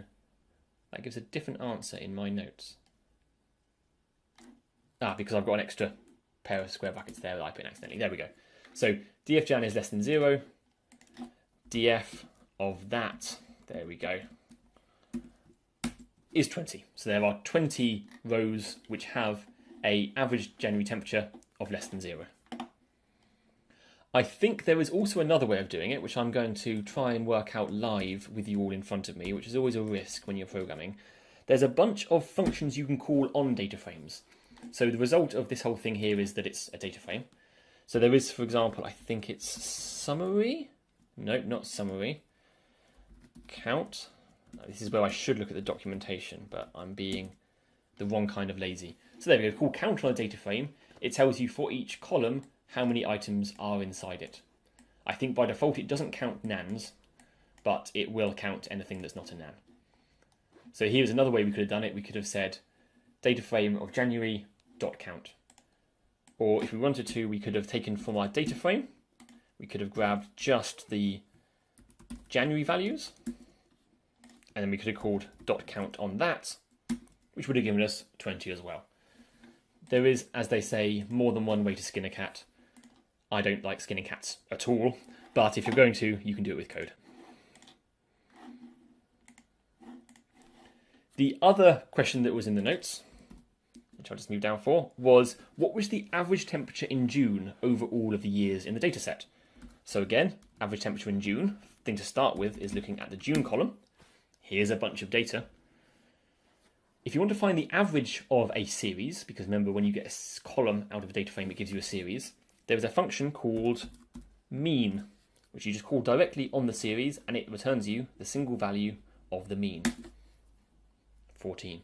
So over the last several decades in some measurement location in the UK, which is where this temperature data was collected, the average June temperature, or the average of the averages, I should say, is 14 point something degrees. If we look at the Jan temperature, we see the average Jan temperature is 3. This tells us we are probably in the northern hemisphere. Yes, question there about why the first example I did up here didn't work. I think it's because I accidentally missed off df there when I was typing and overwrote it. So it was giving us the length of this list, which is a list of length 1, and so it was just giving us 20. We could actually, I think, have not do that at all.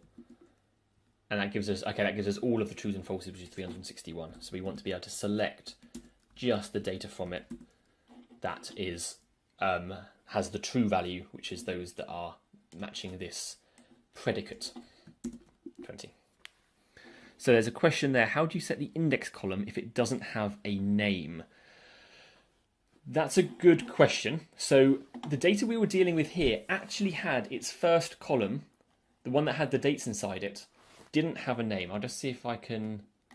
I don't think I have the original file anymore. Let's have a look. This is a peek behind the curtain at the material. One thing I didn't point out earlier is that the website you're reading for the notes, everything on there was written using Jupyter Notebooks. So these are actually notebook files which get compiled into HTML and presented to you. But let's have a look at the file that we're dealing with. This one here. So you'll see here, this first column here with the numbers in doesn't have a column title. And so Pandas has taken a guess and has decided that this must therefore be used as the index. That makes sense. And so it's decided to use it as the index. If you have a column in there which doesn't have a label, then what I would normally do is explicitly tell it what the label should be. So instead of it having read the file for the labels, I would say, give these the names, year of measurement, January, February, March, etc., etc., etc., year or average. Then once that's done, I would use the labeled that I've now given it a label as a thing I pass to the setIndex function to say use this column as the index. So I do it again in kind of 2 stages. So Jesse, your question about you've got a list there, can you use a mask expression to find values? I don't think so. I'm often wrong. So let's have a look at the documentation. Actually, do I have it open already? No, I don't. And let's have a look at NA values. I did skip over it earlier. So NA values takes a scalar, like just a number, a string, a list-like, or a dictionary, and it is optional. By default, it's this. So there's no option here for the type of this to be a function. So there's no ability here to pass in something which is either a function or something which maps something. So built in, there's no ability to do that. So I would suggest using the feature that Christopher found for us earlier, where we did, commented that out, and then we did, no, sorry, we did df df less than 0 equals none.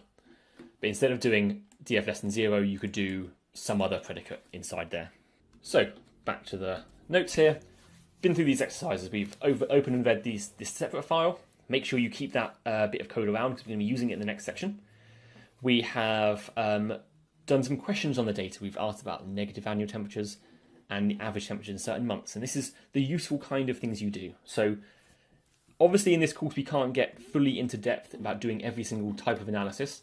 We have another course which will be running a few times after Easter, so in the next month or two, called Applied Data Analysis in Python. And there we actually learn some analytical techniques for studying more complicated things about your data.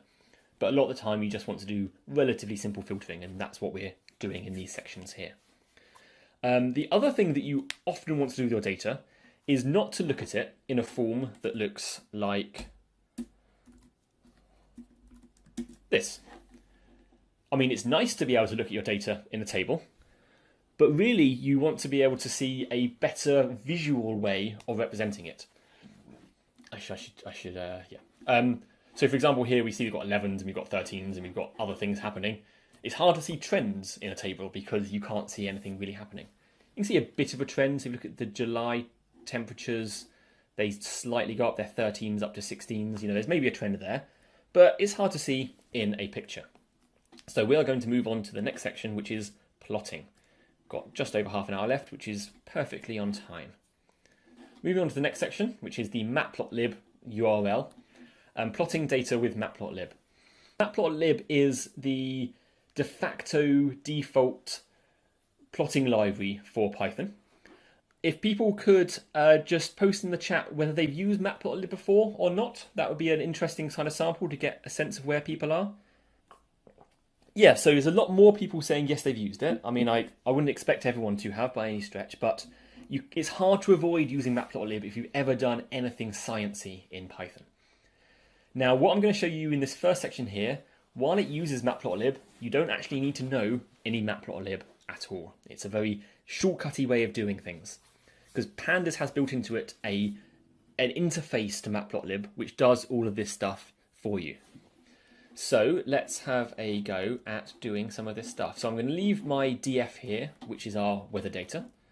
The simplest way to plot something is to take something like a data frame and do a dot afterwards, type 4 letters, 2 brackets, and then run the cell. And at its core, that's everything you have to do. One of the things I really love about Pandas is they've optimized it for the most common use cases. It's very common that you want to just draw all of your data and just have a look at it. And looking at this plot here, can any of you see anything wrong with it? Post in the chat if you can see what's funny about this plot. Yeah, exactly, David. The y-axis is going down to -100, yet if we look at our table, we see that all of our numbers are... Oh, hang on. Looks like I made a mistake. When I was playing around and showing you the examples, I accidentally forgot to change it back so that these -99s weren't in there. And this really illustrates one of the brilliant reasons to use plotting. It's not just for having something to put inside your paper you can publish at the end of the day. It's so you have something which can visualize the shape of your data very quickly and easily. So looking through this table, we might have seen these -99s because they're at the end, but if they happen to be in the elided section in the middle, there's no way we would ever have noticed them without doing a plot. So doing a plot immediately draws on the screen. We see the green down here behind the legend. You can just about see the line going down all the way to -99.9. So what we want to do is go back to our reading function, which is further up the page. Where is it? Here it is. Make sure we've uncommented out this bit here because I was doing a demonstration. Run that, and then have another look at df. We see that df is now nan. It's the Batman. And when we plot it now, we see our data, while not pretty, is now at least laid out with the correct values. So the next thing you would usually want to do when you're plotting something is not plot all of your columns all in one big plot. You'd want to kind of pull out some kind of particular piece of information. And so instead of doing df.plot, we can instead do df year. Oh, sorry, I forgot the quotes. So df year, that is our series. And if you do plot on a series, this one here is plotting a data frame. This one here will plot a series. We get just that set of data. We get a plot of that time series. And this is where you see the very sad fact right in front of your eyes from publicly accessible information that definitely, on average, over the last 400 years, the temperature of this part of the UK at least has been increasing. There's a certain trend of, I don't know, looks like 1 or 2 degrees, which is fairly significant when it comes to the mass of air in the atmosphere. So this, I think, is a really nice way of seeing actually global warming happening right in front of your eyes. Now, a plot by itself like that is nice. We can see our data and it's good for exploring things. But you usually want to actually do something to your data. You want to be able to label it and give some information to your reader. And so the way we do that is we say, we take the result of this df year plot thing, which as it happens is the thing that's being printed out here. It's a matplotlib thing. And let's give it a name so we can refer to it later. So year plot, run that again. Same thing happens, but now it's been stored inside this variable. And because we've stored it in that variable, we can do things to it. We can say year plot dot set y label is temperature. And then we run that, we'll get a y label appear on the left-hand side. Oh, I can't spell, thank you. Year plot, there we go. Now that's all showing up how we want it to. And temperature is showing up on the left-hand side. Now in the notes you might notice I've got some weird stuff going on, where after temperature I've written $$ circumflex / circ C and written an R at the beginning. And this bit in here, if any of you have used LaTeX or tech before, it's a way of representing sort of mathematical symbols. This means superscript, draw a circle, so that's going to do a small superscript circle, and the letter C. The R here is needed for that same reason I said earlier, so the backslash isn't interpreted by Python. So when we run this, we get, oh, the brackets are in the wrong place. There we go. We get degrees C, so you should always have your units on there. So have a go at that yourself, reading the data, plotting the thing. The exercises are further down the page, just above halfway, about a third of the way down. Reproduce that plot, try tweaking the labels, try putting the X label on, see if you can guess what the function is to set the X label. Try plotting some different months, and then we'll move on to the next little bit.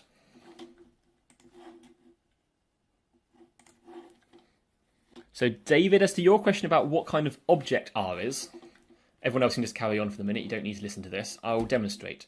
In summary, it is the same thing. So if we look at type, no, if I could spell I would, type of hello, it is a string. If I look at the type of R hello, it is also a string. So the way that Python uses this R in front of it is it kind of uses it to pre-process what's literally written here before it turns it into a string. Normally Python reads a quote and it happily plods along until it sees another quote, and it does stuff to things in between like new lines. What the R here does is it changes the way that it reads through this string before making a string out of it. And what the R really means is don't do anything until you see another closing quote. Adam, to your question about square brackets and round brackets, as Christopher says, exactly right, square brackets are used for indexing and round brackets are used to call functions. When it comes to things like pandas, it's a little bit more complex than that. It's completely true that that's what it does, but I tend to think of it more about square brackets are used to ask queries of the data, because you can do more than just ask for a single index. You can pass in, for example, that series of trues and falses. So because you can put more complex things in there, I think of it more as a query syntax, where lists and dictionaries have got a very simple syntax, but series and data frames have got a more complicated query syntax. But as per the language, square brackets means index operation. And the next little section is other kinds of plots. So you might have noticed we never specified what kind of plot we wanted. Pandas just defaults to, if it's .plot and you're doing it over a series, or a data frame which is just a bunch of series, to do a time series plot effectively. It treats it like that. Now, different kinds of plots actually need different kinds of data. And this is something that I think when you're taught about bar charts and histograms and stuff at school, it isn't always quite made explicit. But I see a lot of people making mistakes by just thinking, I've got some data and I want to represent it in this way. And maybe the two of them don't actually make sense together. For example, you shouldn't just, or you could, but maybe it wouldn't make sense, just take all your data here and plot it as a bar chart. Because arguably it's continuous data. Maybe it's continuous, maybe it's not. That's really where it starts to get a bit blurry. But for example, if we wanted to do a chart of the temperature in each decade kind of could be thought of as a independent singular value, and so we want to plot a bar chart of the temperature in each decade going across the sheet. So let's have a little look at how we can do bar charts. So at its most simple, I will do the thing I just said I wasn't going to, and show you that you can do .plot, and then before doing the brackets there, you can write bar.plot.bar and then call that as a function. It's a bit of a weird syntax for people who are used to Python, but there is a way to make this work. You run that, and it does a very, very, very dense bar chart, where everything's smashed together and you can't really see very well what's going on. Now, that's not a very useful thing to do. Really, we want to look at a sort of a simplified view of this. Here we've got 300 or 400 pieces of data. Bar charts don't work well with that many pieces of data, so we want to simplify this down. So let's delete that cell and start again. So I'm going to introduce, while I'm technically introducing bar charts, I'm going to introduce a few other bits of syntax in here which I think are useful things to know about. So first of all, we've got our data frame. If we want to get out just the years from this data frame, the years here are in the index column. They're not a column by itself, so we can't just do square brackets index because there's not a column called index. Instead, there's a shortcut which gives us the index, which is just .index. That gives us back effectively a list of all of the index values. What we want to do to turn this column here and group these by decade is to have our table here, and the way we're going to do it is we're going to make a new column on the right hand side which has inside it the decade that each row is in. This first one will say 1650, 1660, 1660, 1660, and so on, up to 2010, 2010, 2010, all the way to 2019, being also 2010. And to do that, we're going to do a little bit of string manipulation, and so I'm going to sort of play along with this, and if people have any questions along the way, ask in the chat, and I'll try and pay attention to both windows at once, but otherwise I'm sure my helpers will keep up. So we're going to make a new series which contains this column here, but turned into a string. So df.index, and we're going to turn that into a series. We're turning it into a series so that we can add it as a new column. Now the index of that new series has to match the one we're going to insert it into, so it has to use this same index here. So this is very repetitive, but df.index. And if we look at that, I forgot to import pandas on the screen, from pandas import series. Here we have index column, values column. They are the same as each other, and the d type is integer. However, we want to have these as strings because we're going to be doing string-like things to them in a moment. So we apply to the data in that column the string function. Looks the same, but now the d type has changed to object. And this we are going to call years because these are the years that we're dealing with. We're going to take that and we are going to apply another function to it. And the way we're going to apply this function is something you might not have come across, and that is a lambda function, which is a way of very concisely applying a bit of information to something. So this x here is going to represent each year, each row from our series. And so we're going to take each row, and that is going to be a string, which is 4 characters long, like 1659, for example, or 2019. And we are going to take the first 3 characters from it, and then add the string 0. So we're cutting off the units number from the year and replacing it with a 0. And if we look at that, we end up with 1650, 1660, 1660, so on, 2010, 2010, 2010, 2010. So this is now our data which represents the decade that we're in.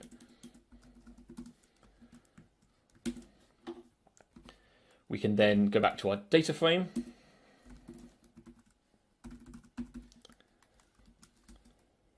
And assign that series we've just created with the decade strings to the decade column. So it's going to make a new column called decade. And so now when we look at df.head, we see we have a new column decade which has 1650, 1660, 1660, and so on and so on.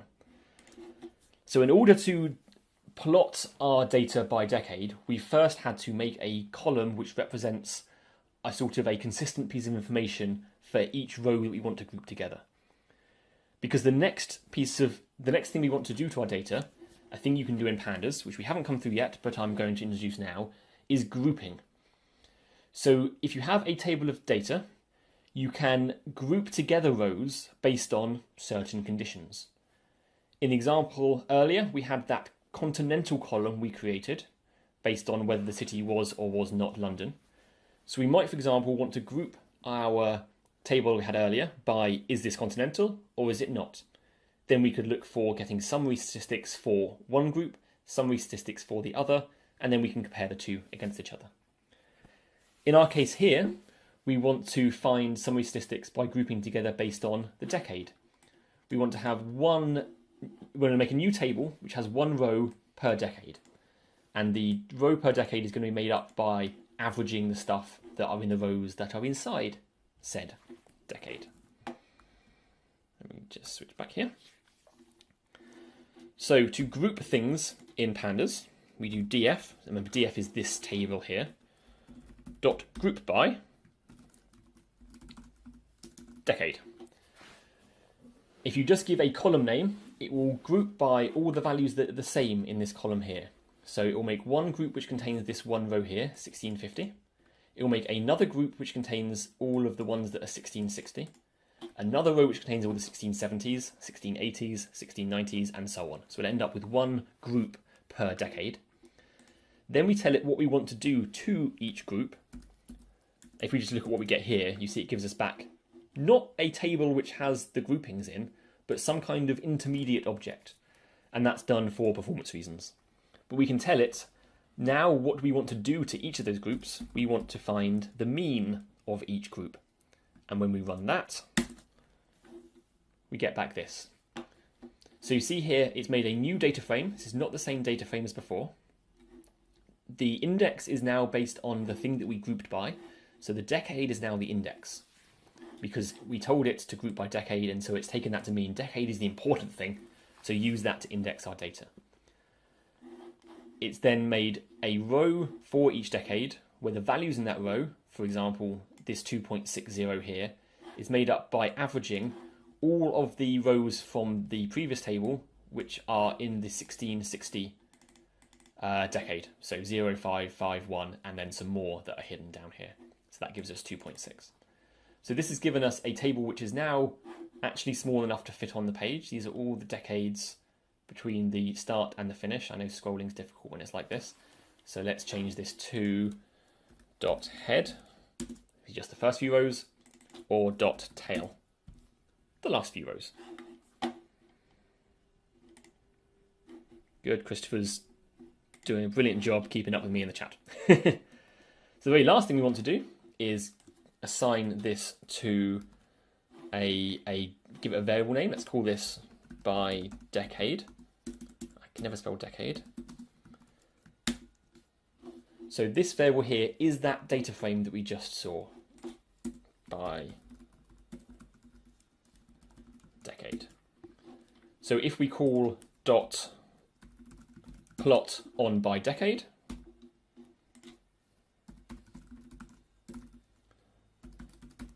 we will get a line plot over the decades, just like we did before. But you see how we've reduced the noise in the data because we've averaged over the values within each decade. We don't want to plot all of them, we want to plot just the year because we want to reduce the data we're plotting still. This is where we really see that upward trend very, very clearly. Before it was slightly lost in the noise, but now you can clearly see over the last 100 years the temperature has shot up. You could say the same thing between 1880 and 1720, so maybe they were worried as well, but we know there's a global trend now, not just a local one. To make this into a bar plot, we follow plot with dot bar, and there we have it, a bar plot over the decades. So in summary, to do a bar plot, you just follow the plot with dot bar, but you do have to think about the kind of data you're doing things to. So if you want to do group by, you need something to group it by, and then you need to call the group by function. Last thing on this pandas-driven plotting chapter I wanted to cover was saving a plot to a file, and I saw that someone in the chat already got to this point and having a go and they were having issues, so I'm going to go through it on the screen up here. I'm just going to delete that file because I don't need that one anymore. There we go. So, let's make a new cell.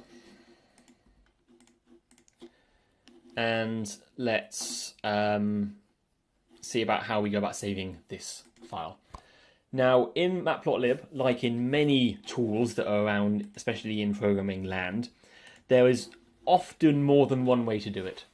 Now, a well-designed API will give you one clear and obvious way to do something, but it's not always possible to only have one way to do it. So I'm going to show you a way to do this. I'm sure that some of you, if you've done these things before, have alternative methods, but this is the way that I've used, and I think it's nice and reliable. Also, it has the advantage that it works outside of Jupyter Notebooks. So if you're doing your plots just in normal Python scripts, this is going to work well there as well. So we start with our df year dot plot.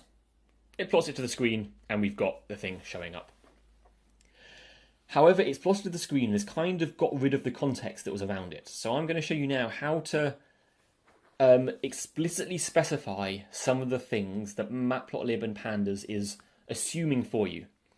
So the way that Matplotlib works is it works on these axes idea.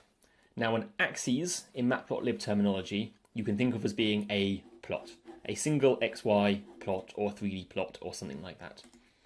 Now Matplotlib also allows you to have multiple plots all on one page. The terminology it uses for that is one page which might have multiple plots in is called a figure, and then you have multiple axes within a figure. So if you want to do multiple subplots on one page, you need to start thinking in terms of figures and axes, and that's going to make your life much simpler. So the way that you'd start by doing that is calling the, well, first of all you'd have to import matplotlib dot, is it plotlib? Let me just check something. I always forget this. pyplot as PLT. So because we're going to be using Matplotlib functionality directly in a moment, rather than just Pandas interface to it, we have to explicitly import Matplotlib. Until now, Pandas has been doing that for us behind the scenes.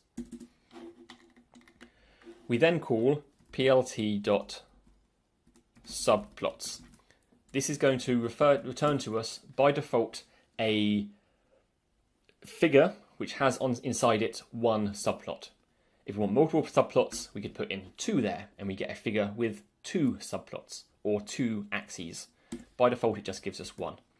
We give them names, it returns us 2 pieces of information. It gives us the figure and the axis object. So the figure is the page, axis is a plot that we can start to draw on. By default, this plot here is empty, there's nothing inside it. We want to plot our data into this axis, which is inside this figure. And we do that by passing the ax argument to the plot function equals ax. So if we run this again, it should look exactly the same as how it did. What happened there?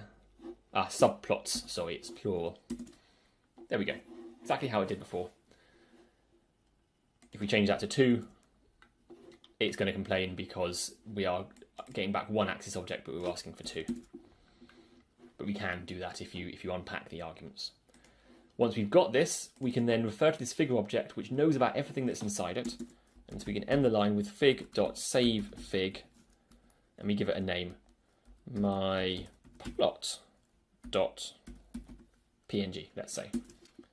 And it's going to save that. And you see, as I press that, my plot.png appeared over here on the left. Let's prove that happened by deleting it and running that cell again. It appears over here.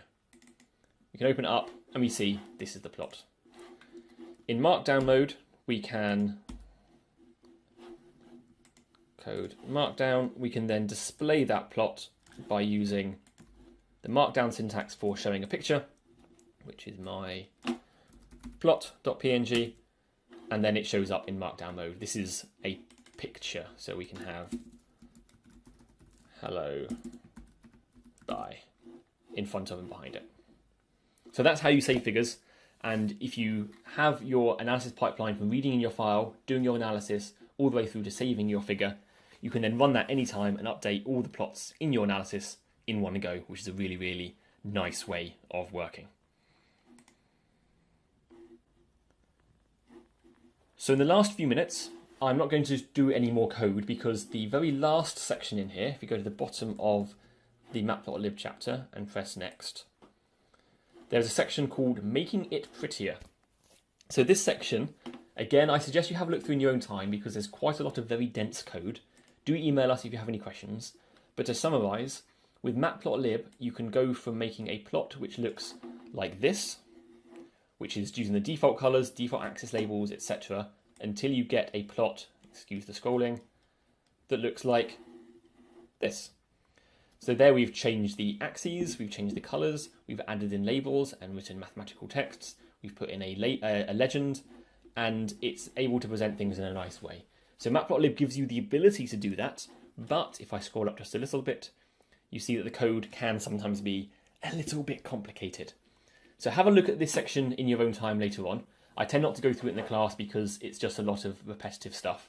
But do have a look at this, go through it step by step. It should explain what's happening along the way, and you can see how you can start to design your plots to be a little bit better presented.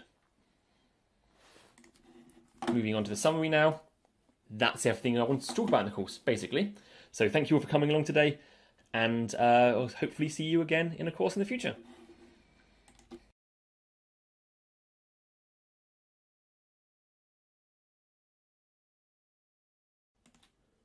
Welcome to Applied Data Analysis in Python. This is a course which follows on from our Introduction to Data Analysis in Python course.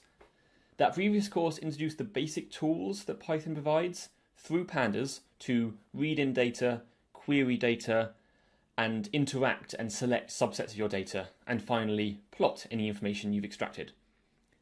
The purpose of this course is to take the next step and discover some more advanced tools you can use to start from data and extract information from it. More complex queries than simply, I want to get all the rows that match this label, but more advanced, intricate data analysis tasks. We could name this course Machine Learning in Python, since that's effectively what we're going to be covering. But machine learning is such an overloaded term that I think thinking about what you're doing to your data to get your questions answered, rather than necessarily the umbrella of the tools that you're using, is sometimes a slightly better way to think about how you're doing things. So I'm going to start by moving to the next page in the notes. So, as I said, we're mostly going to be learning about machine learning techniques today, or at least some things which fall under the umbrella of machine learning. Now, machine learning is a slightly overloaded term. I'm going to try to, throughout the course today, explain what machine learning is, how it fits in the context of wider topics such as AI, and how some of the techniques specifically we're using can be used, and why machine learning is more appropriate description for them than just statistics. Machine learning covers a whole host of tools. You might have heard of neural networks and deep learning and things like that. Those are techniques which use machine learning to discover information about data. At the very other end of the scale, perhaps the simplest form of machine learning that I can think of is the linear fit or linear regression. So that is just taking an X and a Y axis, a scatter plot, and plotting a line of best fit through your data. That is going to use machine learning techniques when you do it on a computer in order to get the information. And that really gets to the crux of what machine learning means. It is simply a statistical technique you apply to your data, but because you're doing it on a computer, you are using a machine, and so the machine is the thing that is doing the learning, rather than you sitting there with a pencil and paper and doing it by hand. So we're going to start off by launching into doing some data. So I'm going to do a little example here, and I'll pause every now and again to let you follow along and catch up. Otherwise, if you feel happy to, feel free to type as I talk. Almost everything I type is going to be coming out of the pages of the notes. So I'm going to start by loading up pandas. So from pandas import read CSV, because we are going to be downloading a file. I'm going to copy and paste this because no one wants to watch me type out a big long URL. We are loading a CSV file. It's downloaded it. Let's have a little look at the top of that file. It is a CSV file, which if you had a look at it, you'd see it's 2 columns of text separated by commas. Therefore, it's been read into pandas as a data frame, which is a table which has 2 columns. The first column is labeled X, the second column is labeled Y. We also have a row index for each of the rows. Largely, we're going to be ignoring row indices in the data today. We are just going to be selecting columns from our tables of data. This table, as I said, has got 2 columns, X and Y. And I'm going to start by trying to clarify some terminology, because the sooner you get the terminology understood, the more easily you're going to pick up more advanced terminologies and concepts as we go through. And so the first thing I want to point out is the use of X and Y in machine learning. They have the same meaning as your traditional X and Y on your scatter plot, where X goes along the bottom axis and Y goes on the upwards axis. They're usually drawn that way because X are your independent variables, the things you've measured, and Y is your dependent variable, the thing that you are trying to find out about. And the same thing happens when you're doing stuff in machine learning. It is usually the case that you collect your X data and you want to use X to predict what Y is going to be. In this table here, we have one single column of X. Though it's possible, and we'll see this in the course today, you can have as many columns of X as you want, X1, X2, X3, etc. It's usual that you only have one column Y, though in principle it's possible to have more complex data there. So at its root, what we're going to be doing with machine learning today is using X to predict what Y is. And that's exactly what we're going to do with our scatter plot here. But let's have a little look at what our data looks like. So first thing to find out is how many pieces of data we have. It's telling us the X and the Y columns both have 50 rows in. So we've got 50 data points.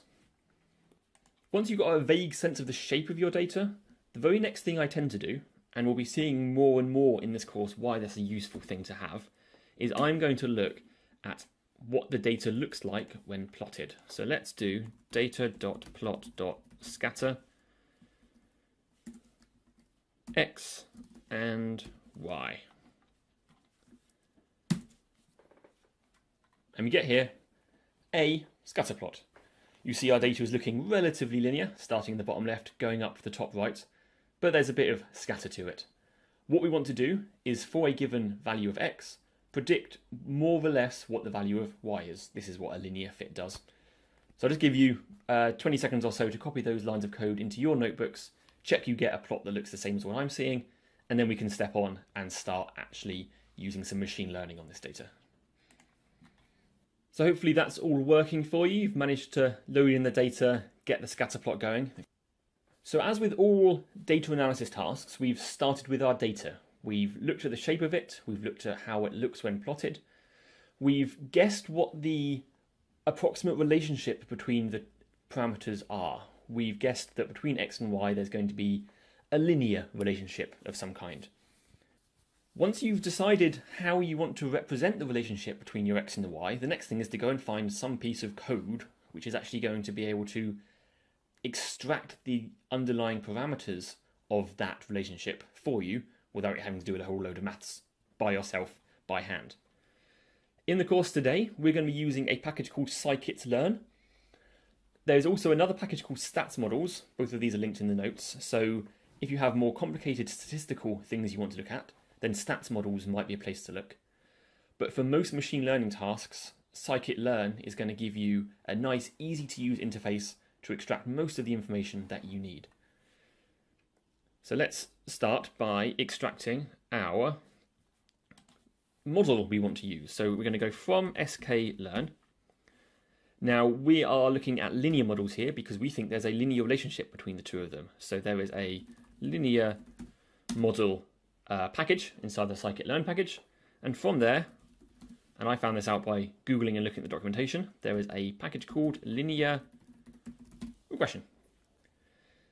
So every model that scikit-learn implements is implemented as a class. You import the class that you want to use. You then make an instance of that class. Now, at the point you make an instance of that class, it's effectively making an empty model which knows how to learn from your data, but hasn't yet learnt anything from your data. So we do something like linear regression. Linear regression is a class, and so we can call it with a pair of brackets like a constructor, and we assign that to a variable.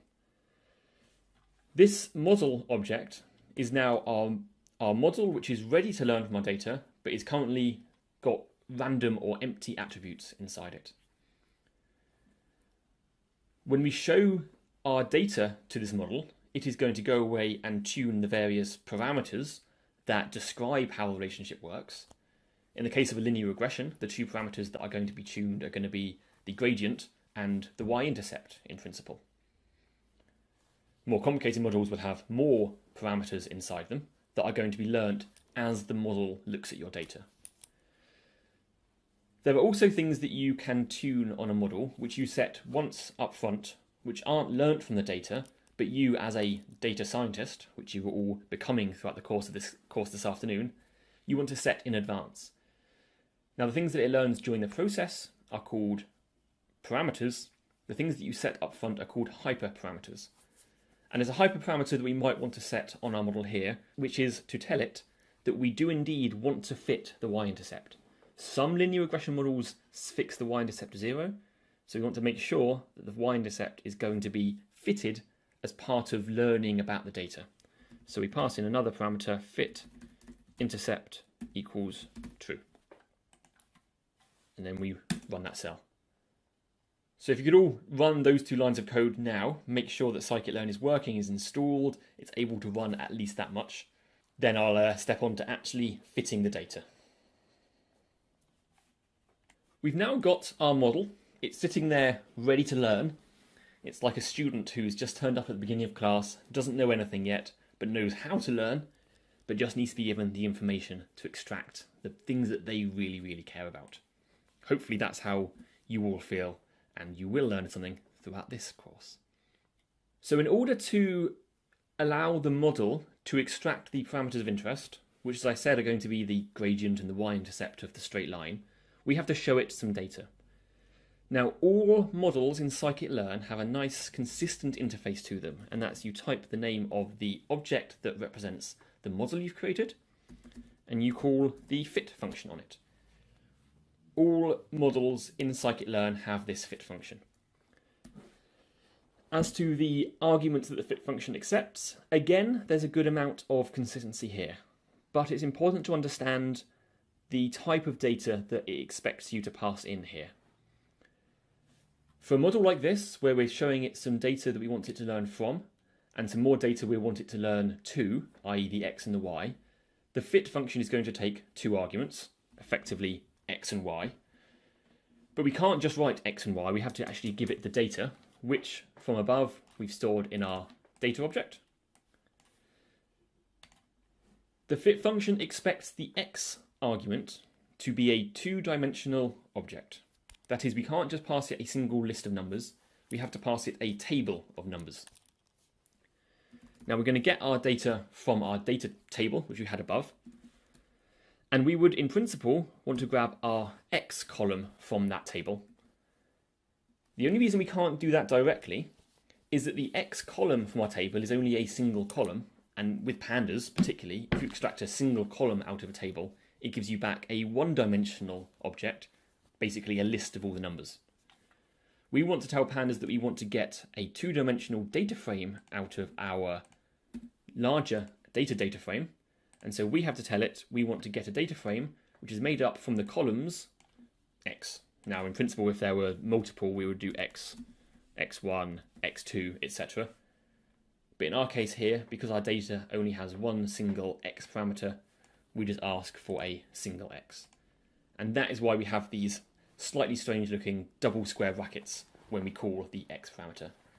That is to make sure that our x parameter being passed in is two-dimensional. It should be a table of data. One row for every sample, one column for every feature or x value. The second argument that the fit function takes is, unsurprisingly, the y data. Now, in this case, it is okay with the y data being a one-dimensional list because there is only usually one column of y data. For each sample, i.e. for each row, and I'll just scroll up, it is going to use all of the x's to work out what the y is. And then the next sample is going to find the relationship between all those x's and the y.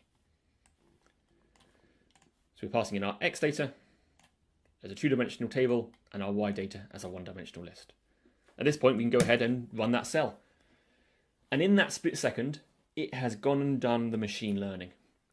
It has computed some algorithm. I think it uses ordinary least squareds to calculate what the line of best fit through the data is. And it has now saved the results of that into this model object. So by calling the fit function, you have performed the machine learning step. Because we only got 50 data points and a one x value and one y value, it only takes a fraction of a second. With more complicated models, it could potentially take hours to run this single line of code if you were doing something a lot more complicated. If you could all run that line of code as well now, make sure that's working for you, and then I'll step on to the next section. The learnt parameters are now inside this model object, and this might be a case of you've got to trust me, they honestly are inside there, but you absolutely should not just blindly trust me. You should be asking the question, how can I get access to those parameters? It's all very well it having learnt about the data if we can't then extract out the stuff that it's learnt. The number one way that you get access to the data from the model is by calling the predict function. So the predict function, after the model has been fit, can then be passed in to x data and will make a prediction of what the corresponding y data should be based on the model that it's been able to create. Given that we've got a straight line, we will be able to plot a straight line of what our predictions look like simply by grabbing the upper and the lower points that we care about and then drawing a straight line between those 2 points. So let's grab our 2 points that we care about, our upper and lower bounds on the range that we're looking at. So we can get the lower bound with data, from the x column dot min. That's going to be the smallest x value, and then data from the x column dot max. Let's stick that inside a list. It's a 2-item list. And then for sake of getting things in the right shape, we want to turn this into a table of data. So I'm going to do the similar thing to what I did before, frame, where I make the x data into a data frame. I'm going to call that x fit. Because I'm now using the data frame, I've got to from pandas import data frame. The reason I've done this data frame thing here is because we're creating x data again. And the same as with the fit function, our x data had to be in a 2-dimensional table. Likewise, with the predict function, our data has got to be inside a 2-dimensional table. We can then pass that to our predict function. It's going to make a prediction once for the minimum value, give us back what the corresponding y value is, and then it's going to do it again for the max value and give us back the corresponding y value. So this will give us back 2 pieces of data, which we are going to save into y predicted. Best way to visualize things is to plot them. So let's do data.plot.scatter, exactly the same as we did before, x and y. So we're plotting our overall data there. Save that plot so that we can plot the other data on the same pair of axes. And on this second pair of axes, over the top of the scatter plot of our data points, we're going to plot a straight line with the x values x fit and the y values y predicted. I'm also going to set the line style to be a dotted line. That's how you do that in matplotlib. So now if we run this, we get our original data as we had it before, but we also get plotted a dotted line showing what the model has made a prediction of. This dotted line has been created by predicting a point down here on the bottom left and predicting another point over there on the top right, and it's drawn a straight line through the two of them on this line here. So visually, it looks like it's doing a good job of predicting what our data is. The question is, a visual representation of our data is only so useful. Often we want to be able to extract numerical values from our data. In order to do that, the data has been saved onto this model object, and so we can extract that out. So I'm going to make another cell here and have a look at some of these pieces of data. So the coefficients, which is going to be the gradient of the line, are saved in an array on the model object, which is in this case got the value, so one element array with a value of 1.977. The reason the coefficients are returned as an array is to have a consistent interface in case we were fitting over a polynomial of some kind, in which case there will be multiple coefficients here. So since we've only got one, we'll just ask for the 0th coefficient. And we can also have a look at the intercept. You'll notice that both of these attributes have got an underscore at the end. That's a scikit-learn convention used to represent attributes which only exist after the fit has been performed. So if you ask for these and you hadn't yet run fit, you get an error. The underscore tells you that this is a learnt attribute, or learnt parameter, I should say. Have a look at what the intercept is. No, I did that wrong. Have a look at what the intercept is, and it says it's minus 4.903, etc., etc. Now I expect on your computer you've got exactly the same numbers as these, and that's because this is a relatively deterministic algorithm. There isn't much randomness going on, and so since we've started with the same set of data, we run basically the same version of the fitting package, we end up with exactly the same number at the end. If you were on a different version of scikit-learn, maybe even on a different version of Python, you might end up getting slightly different results here, but they should always be the same to a certain number of decimal places. So this is telling us that we've got a line that is being represented more or less by the equation y equal to 1.977 times x minus 4.9. We look at minus 4.9, we see on the plot above that it does probably hit the y-axis at minus 5-ish, and the gradient is about a gradient of 2. So these numbers are fitting with our expectations. As it happens, this data was created from a gradient of 2 and a y-intercept of minus 5, so the slight difference here is down to the randomness that I introduced into the data. So have a go with doing that yourself. Run the same model above and try fitting it all out. The exercise that I'm showing you here is at the bottom of the fitting data chapter. All of our exercises are in these yellow boxes. So have a go at fitting that data, making sure you get the same thing above. Once you've got that working, have a go at doing the same process on a different data set. So scikit-learn comes with a bunch of example data sets, which you get through sklearn.datasets. There's one which represents diabetes patients. So try doing a line of best fit between the BMI column and the target column inside there to see if there's see what the relationship between those two parameters is. I'll give you a few minutes to have a go with that, and then we'll carry on to the next section. I'm going to go through the answer to the diabetes example now on the screen so that everyone has an example of how it's working. As with all of the exercise today, there is an answer linked in the notes, so you can always check that if you're struggling, but sometimes talking it through is a better way to learn. So down here, I'm going to make a few cells, and I'm going to paste in the bit of code that was basically given to you. Here we're calling the load diabetes function. It's giving us the data. The title, the column headings are coming from the function's feature names attribute, And we also take the target column. This represents the Y that we were talking about before, and we put that into the target column. When we look at that, we get some data that looks like this. So we've got age, sex, BMI. That's the column that we're interested in for doing our linear regression. A bunch more parameters, which are documented, but I don't know what they mean, and a target column. So the question we're asking here is, what is the relationship between the BMI column and the target column?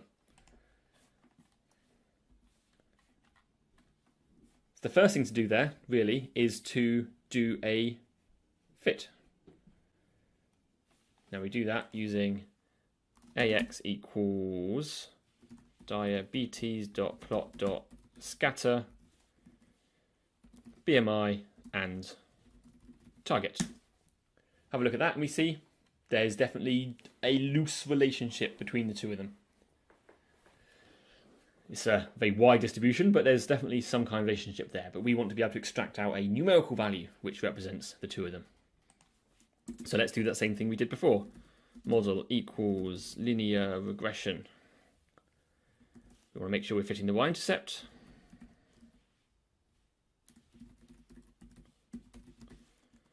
And then we fit our model with model.fit. Here again, we need to make sure that our x values being passed in are two-dimensional. So we do diabetes square brackets, and then we want to do a second pair of square brackets and ask for the BMI columns.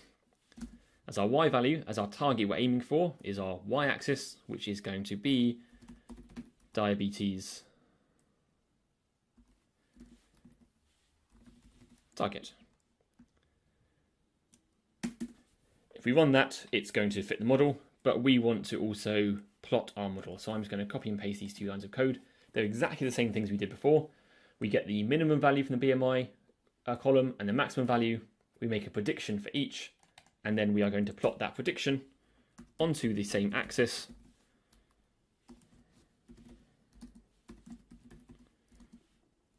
Line style equals dotted line, and this time let's make the line red, make it a bit more interesting.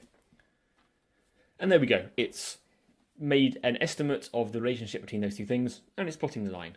So you see here, no matter what data you've got, as long as you've got an input column and an output column, you can always extract the two of them. Sure, there's a question in the chat there, Abada, asking, can you explain why the X data should be in a 2D array? So the reason for that, and I'll get onto this in a bit more detail in the next section, is that in general, your data is going to have multiple measurements you made, and then you want to make one eventual prediction. So the example I use in the next chapter is that you're maybe trying to come up with a model which is able to predict the price of a house. And so you might want to work out what the price of a house is based on the number of rooms in the house, the size of the garden, and how many schools there are nearby. So you've got three things of interest that you've measured, and based on those three things, you want to be able to predict what the house price is. And so because in principle, your thing you're learning from can have 2, 3, 4, 1,000 different columns or features that you're looking at, the fit function in scikit-learn will always assume that your X data is going to be a set of columns. It's going to be a two-dimensional array. It's going to have a row for each sample. In this case of the diabetes, each sample is a person. In the case of the house price data, each sample is a house that you've measured the number of rooms of, the size of the garden, and the number of schools in the area. So because the fit function is always assuming this is going to be two-dimensional, even if we only have a single column of data, we have to pass in a two-dimensional object which represents even a single column. To explain how this syntax works a bit more, let's have a little look. So let's look at diabetes. Let's look at the whole thing. There we go. So that's the whole table. It is two-dimensional because it's got rows and it's got columns. A row in these tables is often called a sample or an example or a measurement. In general, each of these column headings are called a feature because they're a different feature of the data. You have an age feature and a sex feature and a BMI feature. In the table here, we've also got the target, which is, well, sometimes it's called the target, sometimes it's got other names, but in general, we're going to call it target here. If we look at the number of dimensions of this, which you can use using ndim, it tells us it's 2-dimensional. If we look at the shape of our data, we see it's 422 by 11. 1 dimension, 2 dimensions. So here we've got a 2-dimensional table of data. We want to train our model based on the BMI column. So let's have a look at what that looks like if we just extract the BMI column. It gives us back a single column of data. These are the data in this column. The numbers here are just row labels. So we have a single 1-dimensional column of data. And I can prove to you that it's 1-dimensional by copying that code, pasting it, and doing ndim. And it tells us that it is indeed 1-dimensional. We want to extract this same data here, but we want to have it represented as a 2-dimensional object because Fit always wants your data as a table with n columns. Whether n is 1 or 1,000, it wants it as a table of data. And so to do that, we do diabetes, square brackets, and instead of just doing a single object there, we can pass a list of column titles. We can pass BMI and age and sex, and when we print this, we get out a subset of that table with just those columns in. If we look at the number of dimensions, of course, it's 2-dimensional.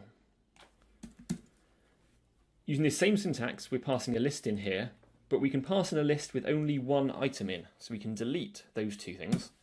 We're still passing in a list, but it's only got one object in. But because we're passing in a list, Pandas is going to give us back a table of data at the end rather than a single column. So that gives us back a table of data in contrast to the single column of data we got here. And that is happening because of that extra pair of square brackets. If we look at the number of dimensions of this, we see that this is now 2-dimensional. So scikit-learn always wants the X data to be as a table because in principle it can have multiple features. In our case here we only have one feature, but we are still having to pass it in of the same shape of data. Most programming tools have an assumption about shapes of data and so on because it makes their internal logic easier. If we only passed in a 1-dimensional thing, it wouldn't know whether we were passing in a single column with multiple samples or a single sample with multiple features, for example.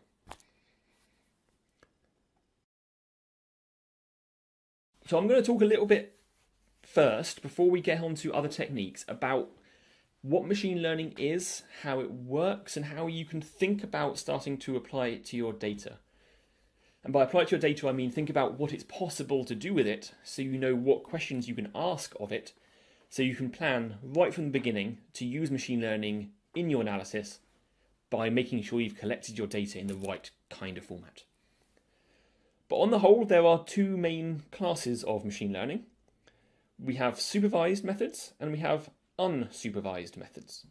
Now, a supervised method of machine learning is one where you've got a set of features, a set of x's, and you want to, based on the values of those features, predict what the value of a target is going to be, what the value of y is going to be. So a supervised model is one where you're finding a relationship between x and y. You're trying to learn out how to get from one to the other. Remember that x can be multiple different features, so you're trying to see how to get from those data to the y target data. So that's what a supervised model is. Now you can see the linear regression we were doing in the last section was one of those. It was a supervised model. We were trying to find the relationship between our x column and our y column. Similarly with the BMI example, we were finding the relationship between BMI and target. Within supervised techniques, there are two main categories. Those fall into classification and regression. So a regression is what we were finding with our linear regression, hence the name, just there. Our target was a continuous value. Based on our inputs, we were trying to find out where on this scale our estimate was going to end up. With the house prices, that's a regression example because we are trying to guess what the price of this house is going to be. From £0 up to £1 billion, it's somewhere on that scale. That's the range of value we want to predict that we want to end up inside. By contrast, some supervised techniques are going to do what's called a classification. They're going to take the set of features, the set of inputs, and it's going to put them into one of a set number of buckets. For example, you might be trying to work out what species a particular kind of flower is. You take some measurements of it, and at the end of the day, you're not going to find out how much of one species or another it is. It is going to be falling into species A, species B, or species C, for example. So they're both starting with some features and trying to end up at some kind of target, but whether that target is quantized or continuous tells you whether you're doing a classification or a regression. So the thing we did in the last section was a supervised regression. Most of the time when people think about machine learning, they are talking about supervised methods. They are talking about these kinds of things where you're finding a relationship between your inputs and your outputs. If you're doing a technique where you're trying to take a picture of an animal and tell you if it's a cat or a dog, that's a classification. If you're trying to take some features about a person and trying to work out whether they should have a loan because they're going to be likely to or not pay back the loan, that could be a regression because it's giving you back a probability which you're going to interpret. The other major class of machine learning is what's called unsupervised. Unsurprisingly, given the other one was called supervised. Now, an unsupervised machine learning model is one which doesn't have a target. You have all your features, you've got all your x values, but you don't have a y. You're not trying to get to a particular place. You are just trying to understand some internal relationship between all of the features that you're putting in. It can be a little bit hard to understand how it can possibly learn anything if it doesn't know where it's supposed to end up. But depending on the kind of question you're asking, there are things that you can extract about your data. The two main classes here are clustering, where you're trying to find subsets of your population of samples and put them into buckets. It's kind of like a classification, but where it's working out its own categories. Or things like dimensionality reduction, where it just looks at your data and it tries to just simplify it in some way. So it's not trying to get to a particular place, it's just trying to reduce down the amount of information you have to think about. So these techniques are often used in concert. You might do a clustering before you do a classification or something like this. They're not, you don't just use one technique and call it done. You often have combinations of these things. But if there's no question on that first section there, then I'm just going to talk through now the process that you go through for supervised learning. Because supervised learning, as I said, is one of the most common techniques that get used. And it's often what you end up doing in your research or scientific contexts. You've made some measurements and you want to make a prediction because you don't want to have to run the real experiment every time because experiments are expensive and difficult, or maybe they can't be run because they were time-based in some way. So you want to make some kind of computer model which is going to represent what you think is happening in that experiment. So the supervised learning process is a fairly standard set of steps that you'll go through, and it all starts with collecting your data. Well, I suppose it starts with deciding the question you want to answer. Let's say, as I was mentioning before, that we want to have an example where we are predicting the price of a house. We want to measure how old the house is, how many rooms it's got, and the size of its garden. Those are all things which are easily measurable. Anyone can count how many rooms a house has, measure its garden, and look up on some records how old it is. But it does take an expert, or it takes the market, to work out how expensive a house is going to be. And it is a question you want to answer before you go into the process of trying to sell your house. You want to make sure you're going to get your money's worth for it. So in order to work out a model which is going to relate the price of a house with those features of it, we need to go out and collect some data to train a model on.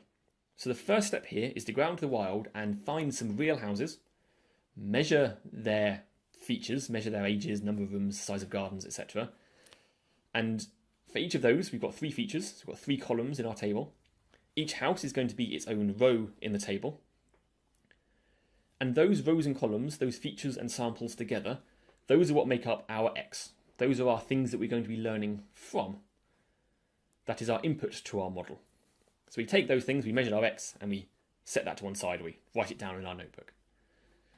While that process is going on, for each house that we've looked at, we also want to work out what the price of that house is. Now, we only want to do that process for the subset of data that we are looking in detail at.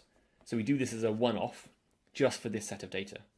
So an expert looks at the price of the house and assesses it, or maybe you look at the market records for recently sold houses and you do that slightly more intensive process, and we put that list of house prices in our Y column, so that each row now has the 3 features and a target and a Y.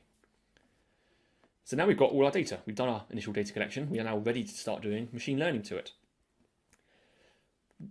The first thing to do before you just start throwing computers at something is to think about the kind of data you have, the shape of the data, the quality of the data, these kinds of things, and think about what relationships are there or do you want to discover between X and Y. In the example we had in the first chapter, a linear regression was just fine, but sometimes there's something more complicated. Deciding which model to use comes with experience and experimentation. It takes some time to discover what tools are out there and what possible things you could use to solve the problem you're trying to do. But let's say we've decided we want to use a linear regression, some kind of multivariate linear regression to represent these things. So we just choose our model, we import it into scikit-learn, let's say, and using our X and Y, we throw them at the machine learning. We let it do its thing. We call the .fit function, as we did before. The machine learning algorithm goes away and does its thing. We don't really have to care too much about how it works behind the scenes. We just trust that it's doing the right thing. At least at this point. Later on, you will want to understand more about how they work. But for now, we're happy just to learn it. Once it's finished learning about the data, we can now effectively throw our data away. You shouldn't. You should keep your data, but you no longer need it for that model to do anything useful.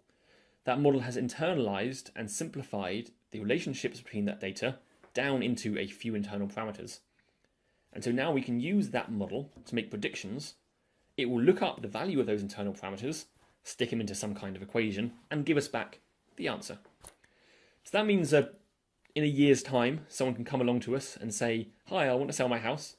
We ask them how many rooms it's got, size of the garden, etc., etc., etc. We put those 3 numbers, which I'm going to designate X prime here for sake of argument because they're different to our X from before. We put those numbers into our model and it gives us back a estimate or prediction Y hat. Now Y hat is commonly used as the designator for a predicted value from a model. So you'll see that crop up quite a bit. Y hat is a prediction from a model. Now Y hat is just a prediction. We don't know that it's correct. There is, for any given house, an actual price that that house is worth. It might not be calculable, or it might be hard to calculate, but there's a real value out there. And so in principle, there is a measure of how right we are. If we imagine that person sold their house the next day, we would immediately know how right we were. Now, the measure of how right you are is sometimes easy to calculate and sometimes it's hard, but usually you can go a long way by simply subtracting your prediction from your real value. Now, you don't always know your real value, so that's not always easy. But if you do, just do a difference between the two of them, and that gives you back what's called the residual. Now, the residual is, in general, a measure of how good you did. It's what left over, is what residual means. So I've gone through this section here just to give you an idea of some of the terminology, give you a sense of how the flow of data works, and when things are used and when they stop being needed to be used. Now we've got a sense of the general process that you go through when you're trying to discover relationships in your data. I think it's worth taking a little step back and thinking about, before we throw machine learning at our models, what we can do to discover information about them, because the shape of our data, the type of our data, often strongly informs both what models we can use and how we should go about applying them. And I think one of the really important things to look at when you've got large data sets is looking at the correlation between your data. Now, correlation is one of these things which I feel is oversimplified when it's taught. And so I'm going to go through now what I feel is a better explanation of what correlation is and how it can be useful without going into the maths and so on. And then we're going to see situations where that nuanced opinion of it can actually start being quite useful. So when you're taught correlation at school or university, you're often told the full description, but it's often very, very quickly simplified down to how linearly related are these two parameters. By that I mean, as one parameter increases, how much does the other one increase, and vice versa. As one goes down, how much does the other one go down? That's a useful measure of data. It's a useful thing to understand. One of its real powers is the fact that it's really easy to calculate. Finding out linear relationships between data is almost trivial. There's a good number of easy to use and implement algorithms out there for finding out what the linear correlation between two values is. So I'm not trying to diminish the value of linear regression, but I think there is more to be said about regression than simply how linearly related things are. So you see on the screen here, there's a single plot. It's got an x and a y value. It's got a scatter in the middle. These two values here are strongly, positively, linearly correlated. As x increases, so does y, and as x decreases, so does y. So it's positive because they're both changing in the same direction. It's linear because there's no kind of strange shape to it. And they're correlated because, well, we've got a strong value for that correlation. But beyond linear correlation, I think there's more to be said. So I find it more useful to, instead of thinking about correlation in terms of as one goes up, how much does the other one go up, to instead think about in more detail how related the two sets of data are. Now, this is going to consume linear correlation, but it's a broader concept. So I like to think of it more in the sense of, if I know the value of one of the variables, how much do I know about the other? How much information do I have about y if I know the value of x? So looking at this parabola plot on the screen here, if I worked out what the linear correlation of this was, it would probably tell me that it's 0. If you plotted a line of best fit through it, a linear line, it would just be a straight horizontal line going straight through the middle. So that would be saying that the linear correlation of these two variables is 0, and so there's no relationship between the two of them, or at least that single parameter would simplify it down to that point and would say there's nothing that you can say. If you know x, you have no information about y. That's what linear correlation would tell us. Yet, clearly, looking at this plot, we know if we've got the value of x, we can make a really quite good guess about what y is. If x is 8, for example, well, y is about 15. There's no way that y is going to be 0 or 30. It's going to be about 15. Likewise, if x is 0, then y is going to be about 0. So there is definitely a strong correlation between these two things, but the linear correlation is 0. And this is why I think it's worth thinking more broadly than linear correlations. It comes into play as well because a lot of machine learning models are more than linear. They can discover superlinear relationships between things, and so us being able to describe them is a really useful thing to be able to do. In a more mathematical sense, the way that I like to think about correlation is really in terms of mutual information.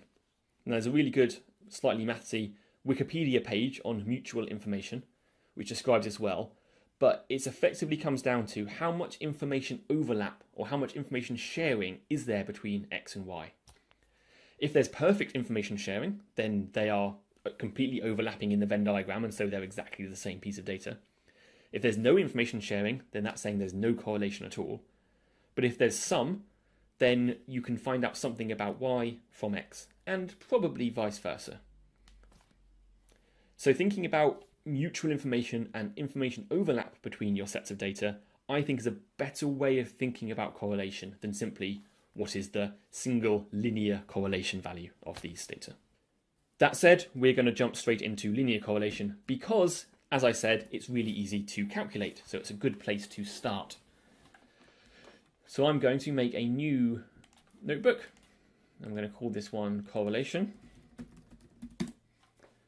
And I'm going to load up some data. I'm going to import some pandas and NumPy to get some data out. And I'm going to make a list of data, np.arange.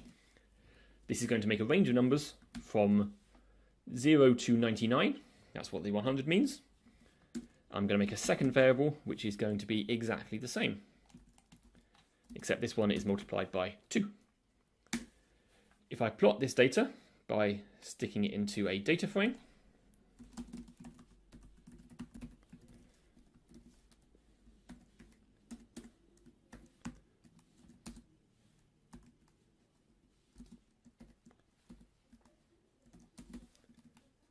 and have a look at the top of it, this is what we see.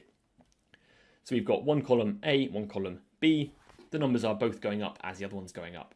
So immediately you're probably thinking, well, these are strongly positively correlated. That's a good place to start. So you're almost definitely correct. But with any data like this, there's some other things that we can learn about it along the way using the tools that Python provides. So this DataFrame DF, before we jump in and calculate the correlation, there's a function called describe, which is worth knowing about, which gives you very basic summary statistics about any given data frame. So when we run that, we see printed out how many values there are. There's 100 because we asked for 100 of them. The mean is about 50 of the first one. The second one, the mean is about 99. That's because the first one goes from 0 to 99, and the second one goes from 0 to 200-ish.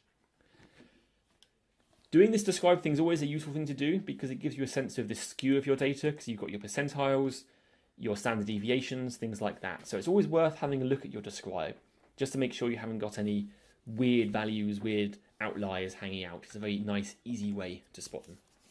So a question there about why do we use a dictionary for this data frame here. I did that so that I could take this value here, which is this first column, and this value here in this second column, and give them column names so that it would be called A and B. If I did it just by passing a list, they wouldn't have had column names, and so we would lose track of which one was which. Once we've got our data frame, as well as calling describe on it, we can just go ahead and call the correlation function, or as they call it, core, because typing elation is far too much work apparently. And it gives us back a nice small table summarizing the correlation between the two values. First thing to point out on a correlation table like this, you might have come across these before, but if you haven't, then the diagonal terms here are telling us what is the correlation between A and A, and it's 1.0. And the second value here is telling us what's the correlation between B and B, also 1.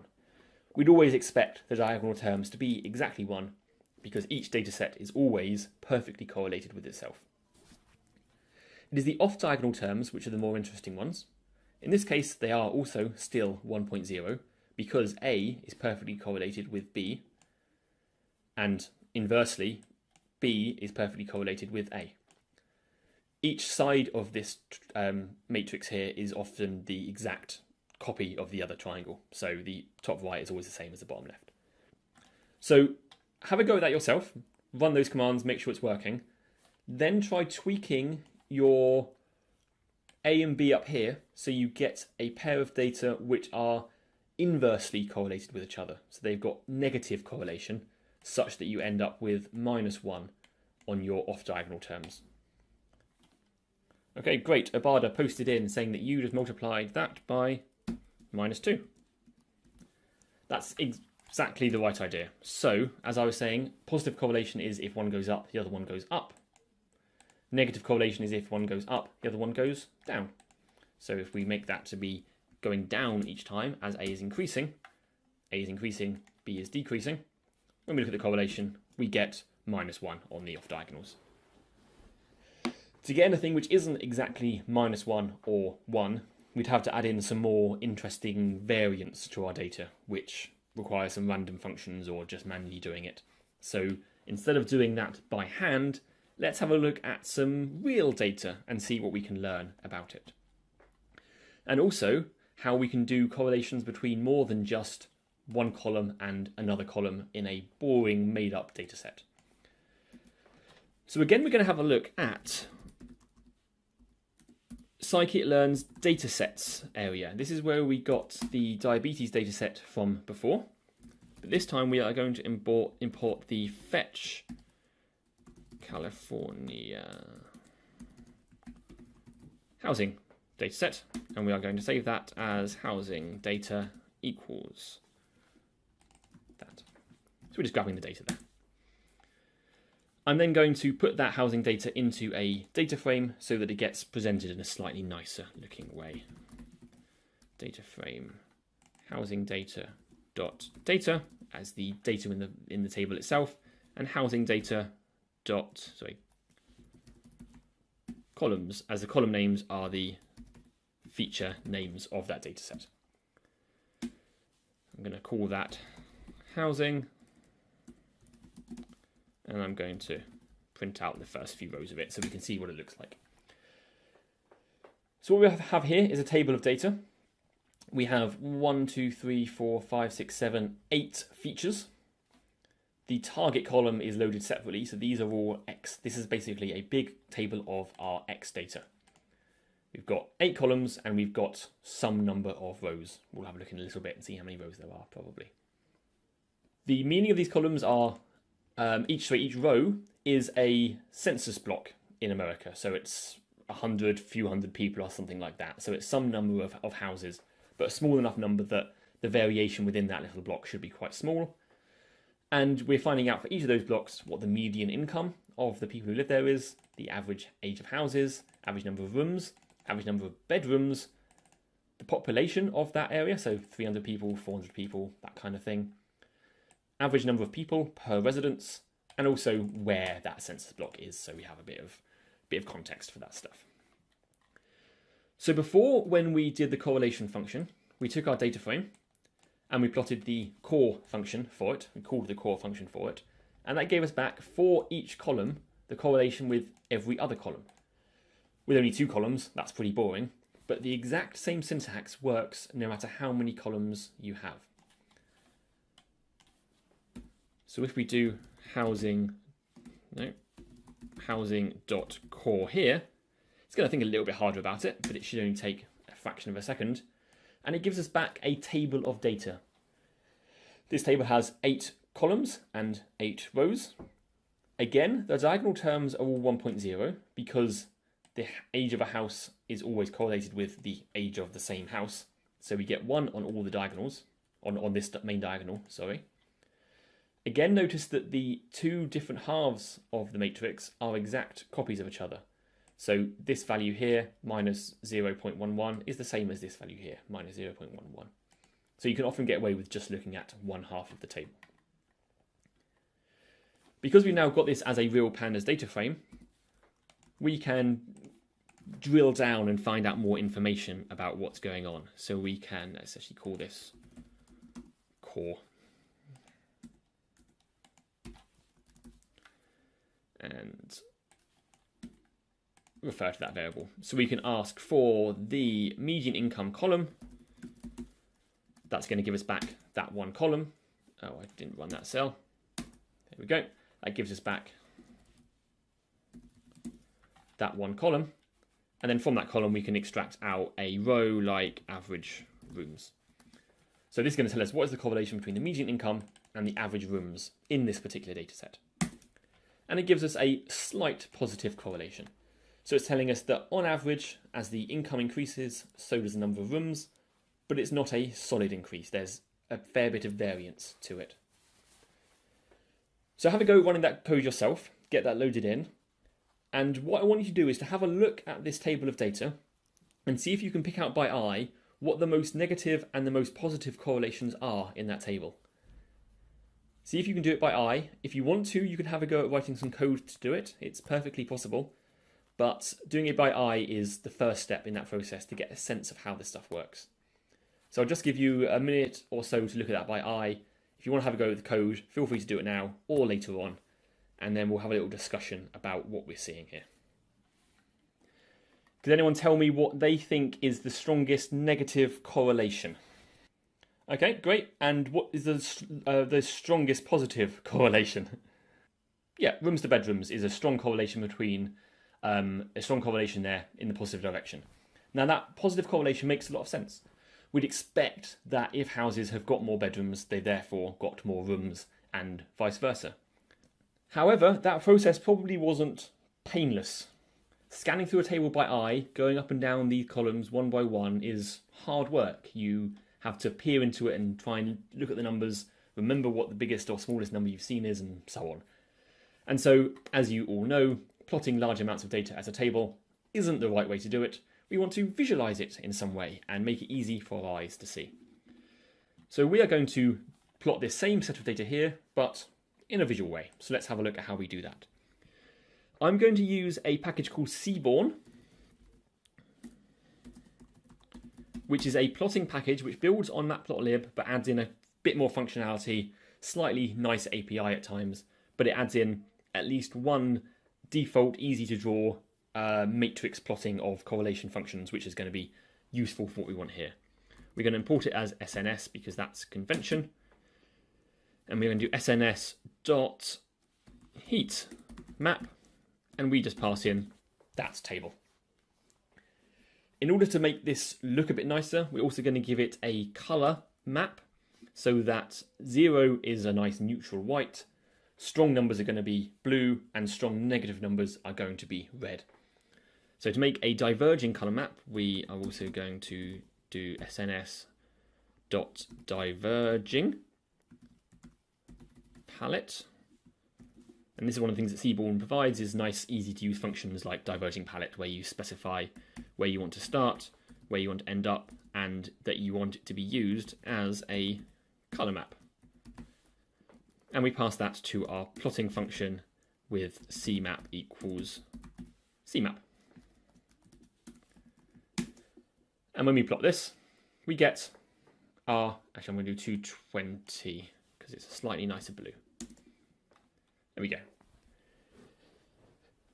So here, much more easily, we can immediately spot our positive and our negative strong correlations. So looking at the upper end of this graph, we see that blue is used for a correlation of 1. We see strong blues along the diagonal. We also see a next strongest blue between average bedrooms and average rooms. So we're immediately seeing there's a strong correlation there. We didn't have to scour the numbers, we just plot it and we get it out straight away.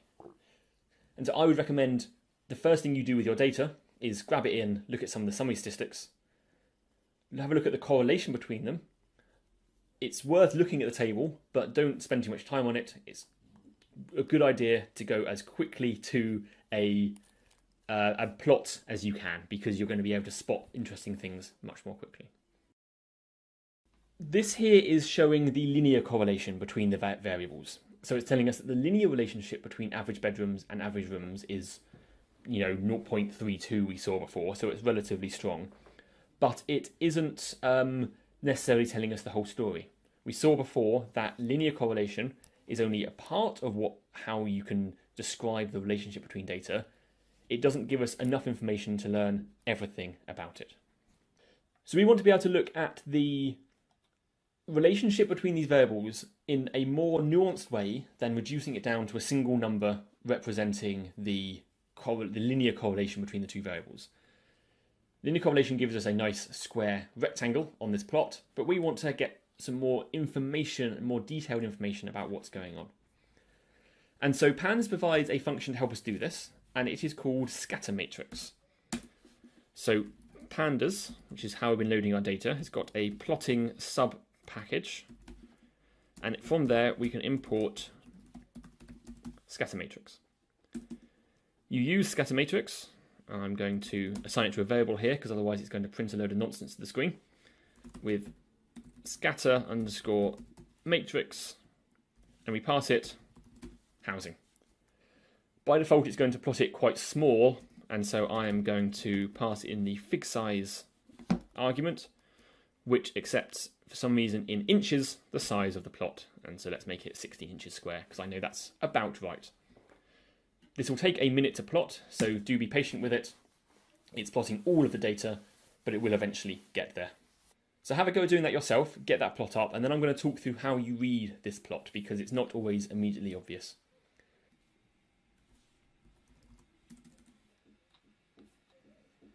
There we go. So that's showing up on my screen now. So while yours is running, I'm actually going to switch to the notes and get the picture because it's easier to make it big. That is the plot of all of the data. It's effectively the same information as we had before with the correlation matrix, but instead of the relationship between each variable and each other being summarized down to a single variable, it's instead plotting the scatter plot of the relationship between the two. So the best place to look first is at the average bedrooms and average rooms column and row. So that's row 4 and column 3, for example. They had a strong positive correlation, and looking at the data here, we can see why. There was definitely a longitudinal blob going from the bottom left towards the top right. That is therefore making sense. As one goes up, the other one goes up. The linear correlation is strong, and so we're seeing something going on there. But looking at the other parameters on this plot, some of them are definitely a bit more nuanced than just a longitudinal blob. For starters, many of them are very, very skewed distribution. In fact, almost all of them are very skewed distributions. The easiest way to see the skew on the distribution is to look at the diagonals. Looking at the very top left square, for example, there we see what would be the scatter plot between median income and median income. They realised that actually there's no point in drawing that scatter plot, and so they repurposed the diagonal terms on this plot to be a histogram of that variable. So this here is just a distribution of how many entries there are with a median income that's at the low end, at the medium end, and then up towards the high end at 15. So you see here there's a skewed distribution slightly towards the bottom end, but it's not completely skewed across. House age is also nicely balanced. House ages go up to about 60 years or so that's traditional American houses not being very old. And you see many of them are much, much younger than that. When we got into the average rooms and average bedrooms graphs, however, we see there's a very, very skewed distribution. So much so that it looks like it's entirely inside the first bin and nothing in any of the others. Now, it can't be there's nothing in the others, otherwise those bins wouldn't exist. It's simply that this first bin, if you look at the x-axis, is covering everything from about 1 room up to 10 rooms or something. And I think it's fair to say that most houses have 10 or fewer rooms.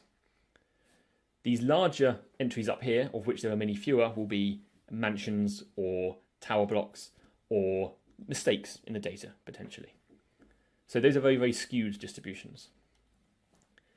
Down in the bottom left, we see there's sort of the distribution between median income and latitude. There's some structure here. It's not linearly correlated in any sense, but there's definitely some information there. So there's something that we can do with that, potentially. There's something that a machine learning model could discover about that relationship. The last thing to point out on this plot is I was asking before if you could point out what the strongest negative correlation on that table was, and you all pointed out that it was the correlation between latitude and longitude. And that doesn't necessarily make sense to me.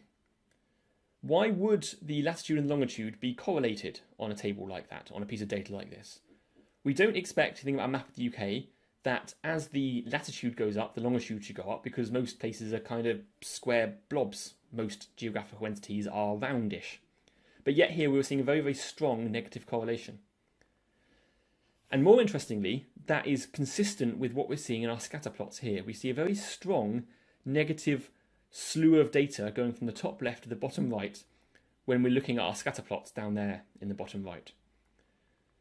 Now, has anyone got any ideas why we might be seeing this kind of correlation between latitude and longitude on this data set when we wouldn't normally expect there to be any relationship between them at all? Has anyone got any ideas? So Joe's saying it could be the coast. Yeah, so absolutely. There's some geographical things going on here. Clearly, where the coast is going to come into effect. It's going to bound the data in some way. So that's going to affect stuff. But the UK has a coast, and I don't think the UK would have this kind of correlation. Anyone else got any other ideas? Yeah, okay, so Abada's hit the nail on the head. Think about it for a moment. What do you get if you plot the longitude against the latitude of something? What you get is a map. If you plot the longitude and latitude of all of the census points on a grid, you get a map of all of those census points. It so happens that California is a shape which goes from the top left to the bottom right. It's an artifact of the location as to where this data was collected. This same data set in another state in the US, even with very similar conditions, because it would be a different shape, would have completely different correlation between its latitude and longitude. It is a particular feature of this data that we're seeing this. It's not necessarily something that we would expect. So we've accidentally drawn a map here without realizing what we were doing. I believe that it's the one on the top right that's the map and the bottom left is something else. In fact, if you look at it, you can almost see San Francisco going around the bay, though it's a little bit blurry due to some desert and mountains that get in the way a little bit. Yeah, exactly, Jafe. It suggests people on this one live in a line between those two things, but because we've taken a subset of our data by choosing California, it's kind of imposed that condition on the data when it wouldn't necessarily be there in the first place. It's not a natural thing, it is a data artifact. And this is something that's worth being really, really careful about when you're collecting and analysing data. We could have looked at our data here, thought that this was just a spurious bit of correlation, ignored it, carried on, trained a model based on this stuff to predict what the price of a given house would be, based on its longitude, its latitude, its occupation, the number of bedrooms, etc. We get a model which predicts it really well for California. We do our testing and our validation, and it would all be working well. Even if we took that model to somewhere else in the US, which is similar-ish, somewhere like, I don't know, New York or Washington, you would apply it and suddenly the whole model would collapse and fall apart because the longitude and latitude data has been baked into the model when really it's not relevant to it at all. It's found a relationship there, but it's not a general relationship. It's only a relationship which is specific to the place where the data was collected. It's a Californian relationship. It's not general. So that's a really obvious example once you see it, but the thing to remember is that all of your data is biased in this same way. You always have to be careful about what implicit or explicit assumptions have gone into the data collection, the data sampling, and what models you've chosen. This one here, you can spot it quite quickly. It jumps out when you look at the correlation. You see that there's some structure to it when you look at the data scattered on a plot like this. But you're not seeing it in the other parameters where there is also likely some data relationships which are slightly more hidden. So it's always worth being careful, thinking about where your data is coming from, how you're choosing to analyze it before you put it into your models, and where you then use that model, both elsewhere in the world and over time. Of course, a house price model isn't going to work if it was trained in the 80s and is being used in the 2020s. It's going to give you the wrong answer. All models have bounds, and part of your job as a data scientist is to think really carefully about what those bounds are, both to make them as broad as possible and to understand them so that you don't use a model in a place that it shouldn't be used. So the last thing I wanted to mention about correlation now is why we care about correlation in the context of machine learning. So there are two kind of competing ideas when it comes, or two competing concepts when it comes to correlations.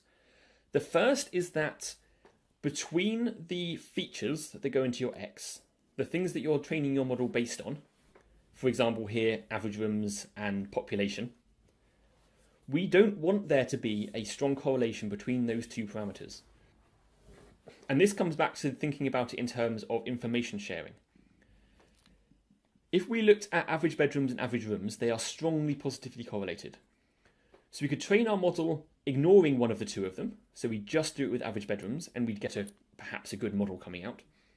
If we then add in the average rooms parameter, we're not going to be adding much more information into our model because the information overlap between something that's already there is quite large.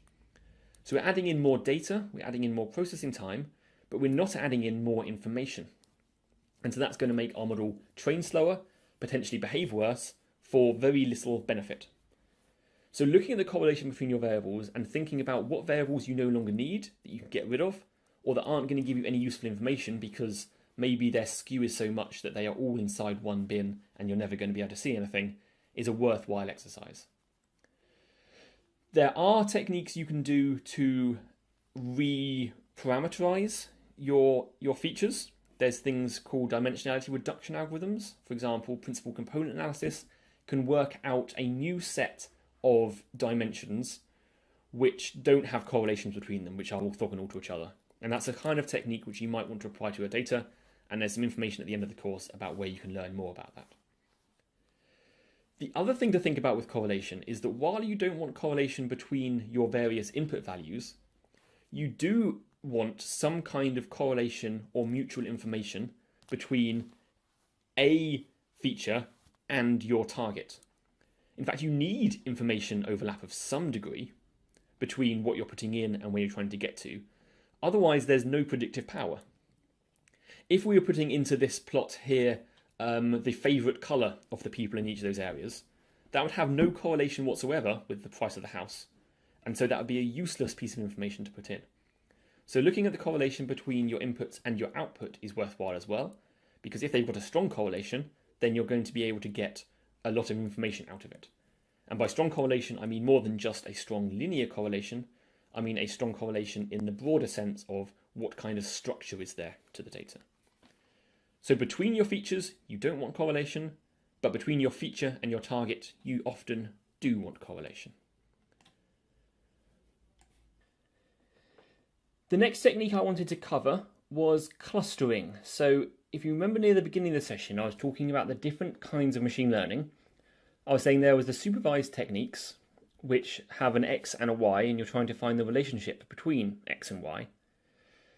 And there was the other techniques, which were the unsupervised techniques.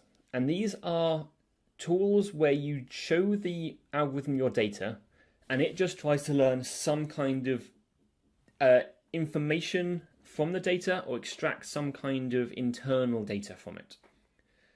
Now, clustering is probably the most famous example of unsupervised learning. And when I was first learning about unsupervised learning, when it first came across the concept, I was very confused by the whole thing because I couldn't understand how you can have a computer algorithm which learns about your data without knowing where it's supposed to end up. So hopefully I'm going to be able to show you how that is possible and how it works and the kinds of questions that you can answer about it. So we're not going to worry too much about the exact technical definition of how k-means clustering works. We're going to dive in and start just doing stuff with it, but I will then probably refer back to this and explain to you about how the way that this algorithm is implemented imposes certain limitations on what's possible to do with it. So I've made myself a new notebook here, and so I'm going to start off by making some data. Again, I'm going to start from scikit-learn. And scikit-learn's datasets module, as well as having built-in datasets like that California dataset or the diabetes dataset, also has some functions which allow us to generate data, sort of generate toy data. So in there is a function called make blobs. Can I just check that people can hear me okay? Someone in the chat was saying they couldn't. I'm assuming Lester can since he's narrating. Yeah, Lester can hear me at least, so okay, great. Welcome back, 7. So we've got our make blobs function. We can call that function, and it is unsurprisingly going to make us some blobs. There's some parameters we can pass in, of course. For example, how many sub-blobs do we want? How many data sample points do we want? And we want to do a largish number like 500. Then we tell it how many blobs we want. It calls them how many blob centers do we want, and we tell it that we want, let's say, 4. And because it's going to be generating these blobs randomly, and I want to first of all make sure that you're seeing the same random as I am, I'm also going to set the random seed. Now the random seed will make sure that while it's, the random state, sorry, will make sure that while it's technically kind of doing something pseudo-random, it's all going to be starting from the same place, and so we're all going to end up with the same set of pseudo-random numbers. And through extensive research before when I was writing the session, I found out that 6 is a good number. So let's go ahead and just use 6 for now. This returns 2 variables. It returns the data, i.e. the actual samples that make up the blobs, as well as which cluster each of those blobs originated from. So true labels. You can think of this as your X and your Y. I was saying before that since this is an unsupervised technique, we're not going to be using Y, and indeed we're not. We're going to not use this true labels variable at all in the training of our model. We're only going to use it to check how well we're doing, basically, if at all. So it's there as a cross-check for our educational purposes. It's not being used by the machine learning algorithm. So you run that and it generates the data. We then want to have a look at what this data looks like, because I'm sure you're all having trouble visualizing exactly what I'm talking about here. So let's go ahead and do a plot. I'm going to put the data into a Pandas DataFrame first, because I like the Pandas plotting interface. If you're comfortable with plain old matplotlib, then feel free to use that, but I like the Pandas model. The points are then going to be that same data we got back from the make blobs function, but passed into a data frame. And I'm going to label the 2 columns as x1 and x2. Not x and y, because that would confuse with the features and targets that we had before. These are both effectively features of our data. We're not worrying about y here, because it's an unsupervised model, and so there's no y data. If the y data is anywhere, it's in this variable here, and it's going to stay there, out of the way, without us cheating by looking at it. Let's then plot our data, points.plot.scatter, and plot the x1 column against the x2 column. And there we have it. We have 4 different blobs, and we have 500 total samples, 500 little circles making up our plot. So first of all, I'm just going to ask you to just run those 2 lines of code. Make sure you've got that working, and you should see exactly the same blobs as I do. The same outliers, the same places of the centers, all that being identical. If you don't see something that's identical, make sure you set your random state correctly, and your number of samples and your number of centers. If you still get something different, well, it might be because you're on a different version, but I think they're relatively consistent. So have a go at doing that, give you 30 seconds, and then we'll move on to applying some machine learning to it.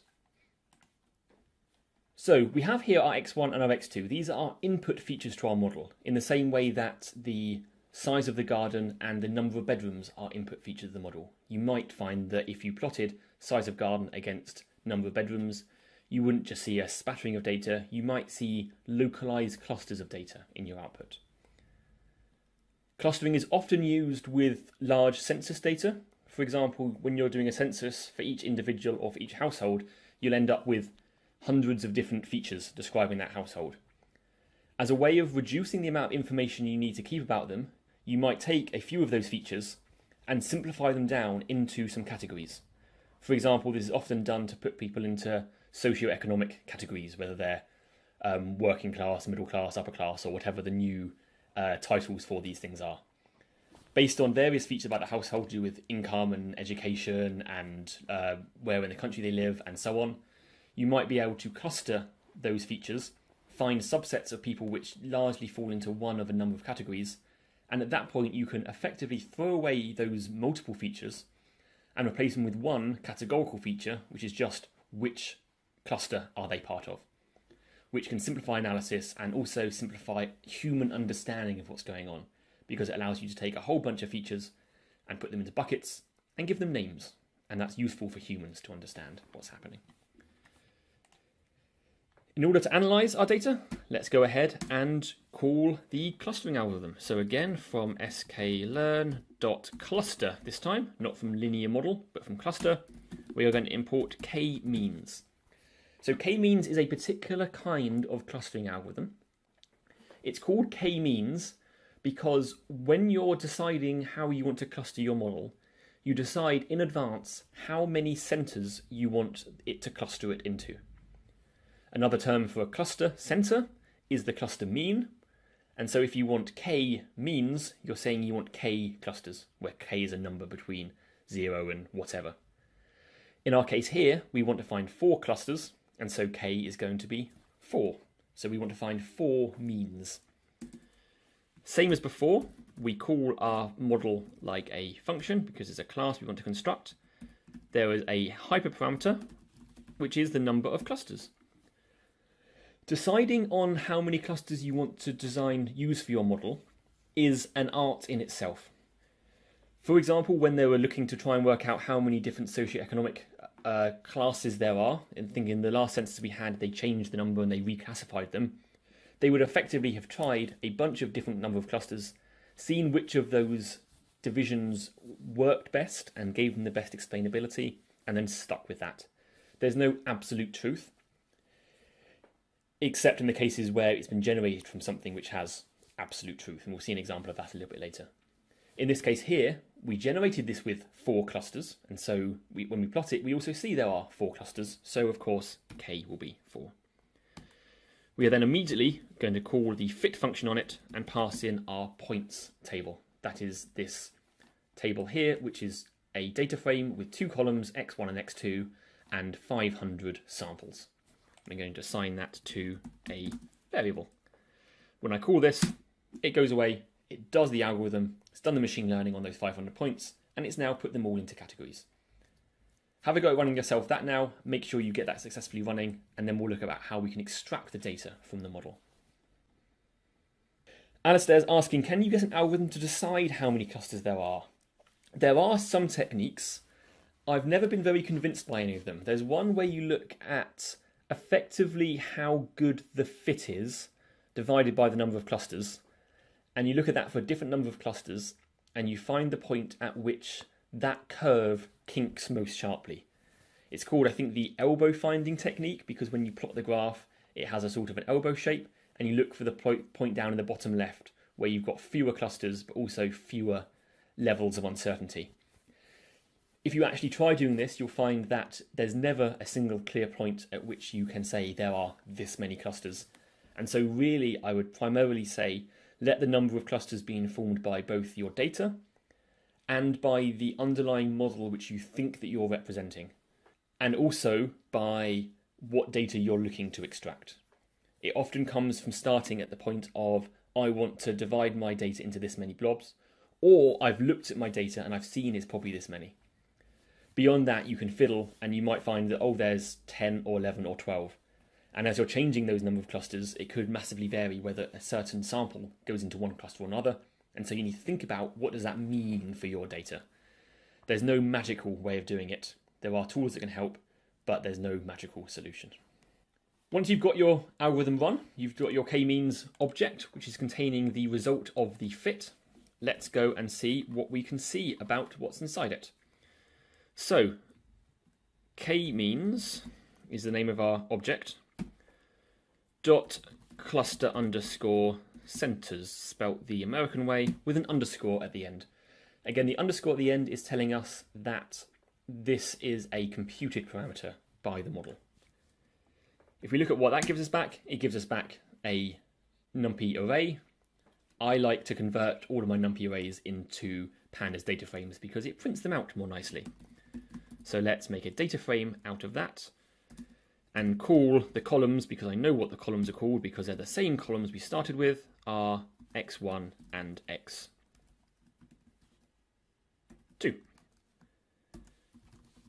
Cluster centers, I'll use their spelling as well, and let's have a look at it.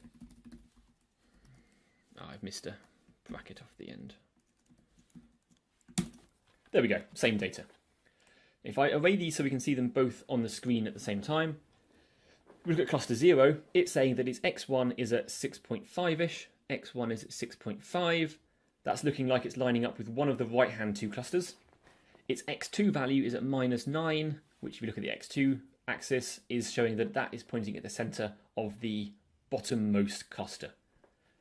If you looked at the corresponding x1, x2 coordinates for the other cluster centers, you'd see they would lie in the center of those three other blobs.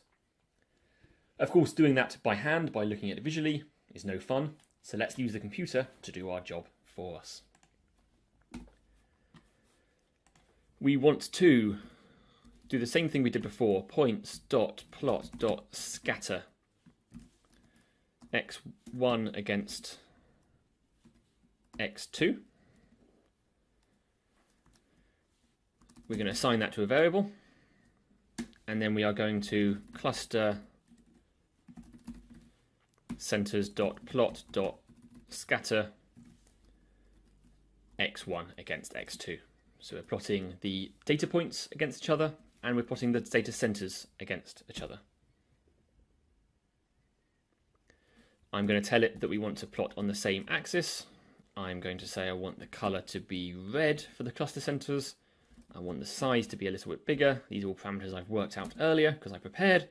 And I'm going to use a marker of an X. So now when I plot this, we get our original clusters and we get a big red X printed on top of each of those clusters as to where the k-means algorithm thinks the cluster center has ended up. So have a go at that yourself, run those lines of code, get the cluster centers extracted and then plot it on a graph and make sure it's showing up something like this. I'll give you a minute for that and then I'll move on. Alistair's asking, how would clustering work on log scales? It would work fine. So if you take your data and you log your data, you can then cluster it fine. The thing to remember with k-means clustering specifically is that it works on a circular basis. The way it assigns points to clusters and then cluster centers to the center of the points that are on that cluster is with a traditional Euclidean distance, the Pythagorean distance of x squared or x1 squared plus x2 squared square rooted.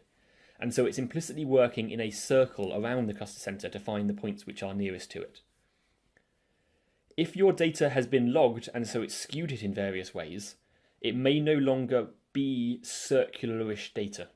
And so your clustering algorithm is going to struggle to solve it.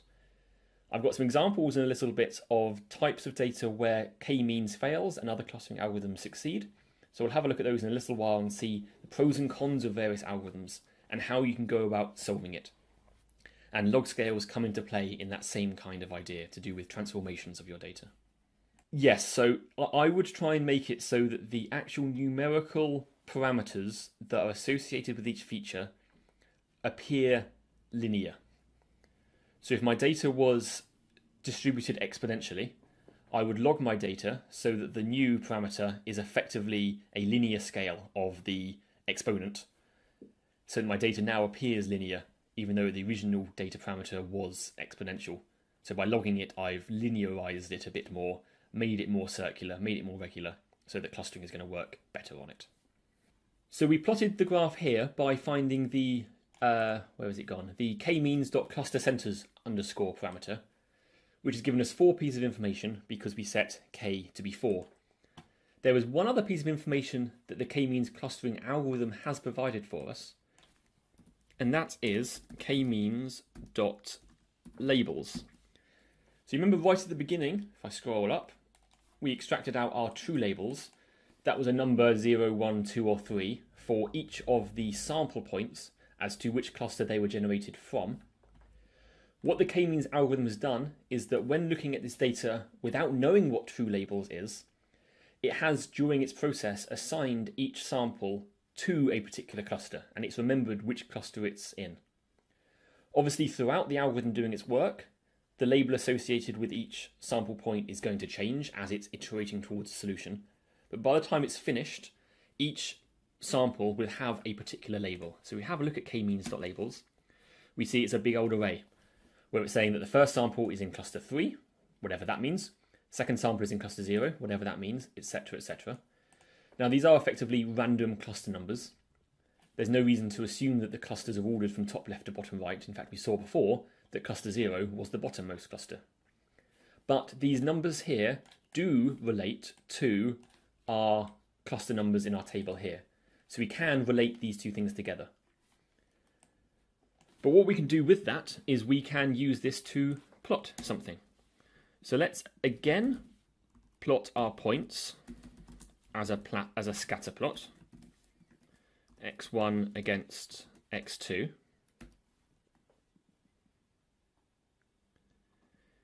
We then are going to set the colour of each sample, of each small dot, to be based on its label that the k-means cluster has worked out it thinks it's part of.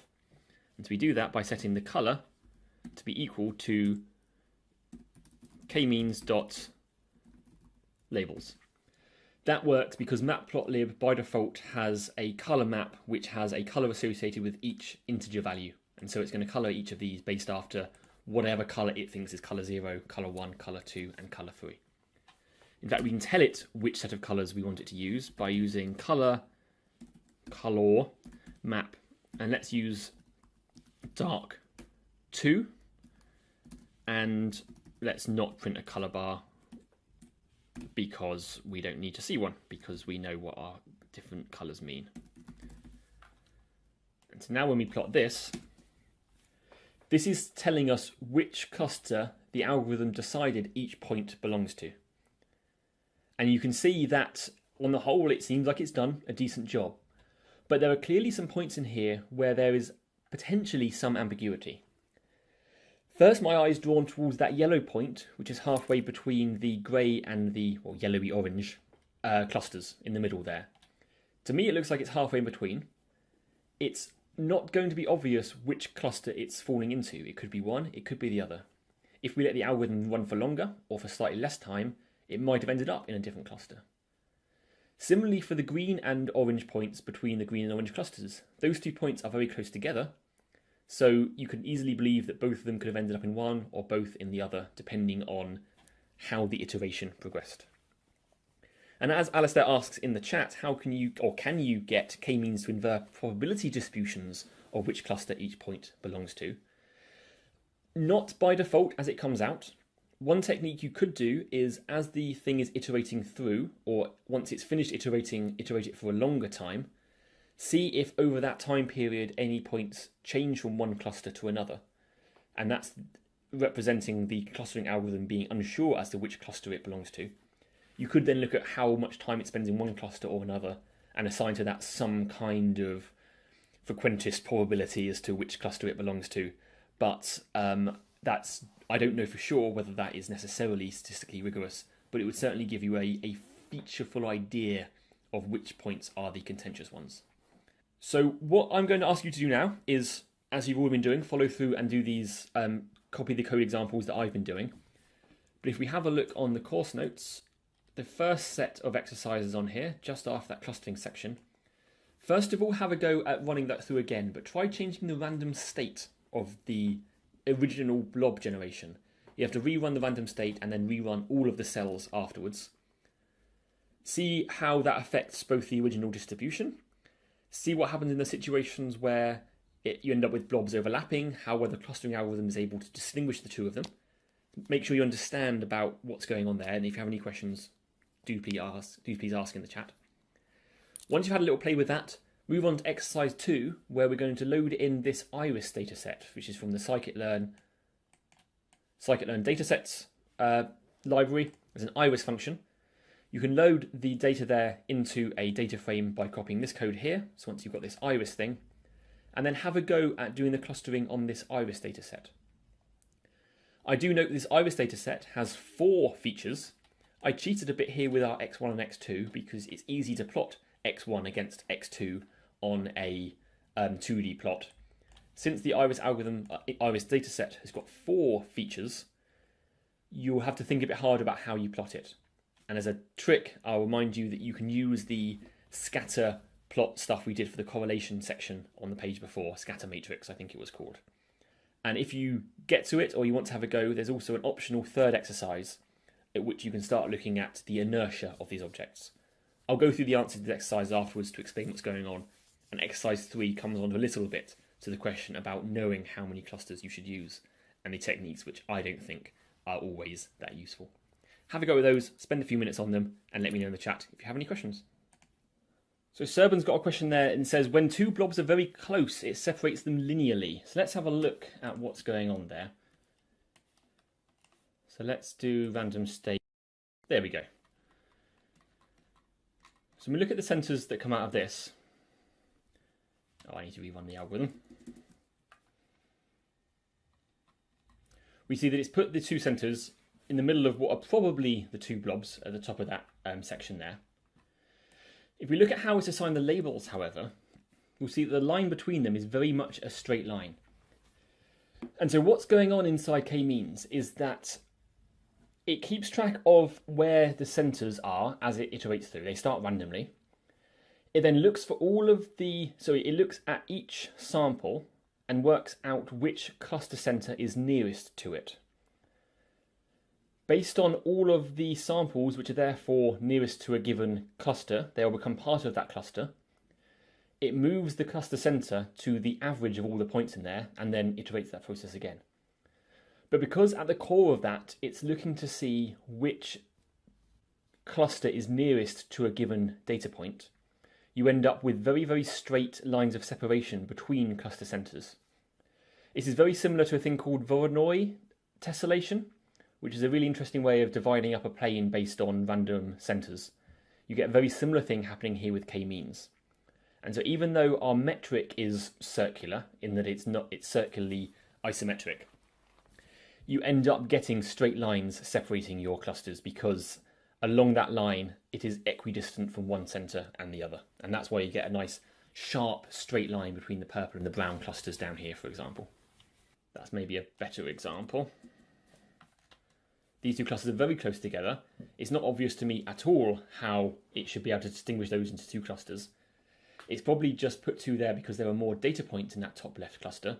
And that means when we plot it, we again see there's a very straight line of separation between the grey cluster and the purpley cluster. Again, this is due to the metric that's being used. It's which cluster center am I nearest to? So you end up with a straight line separating the 2 of them.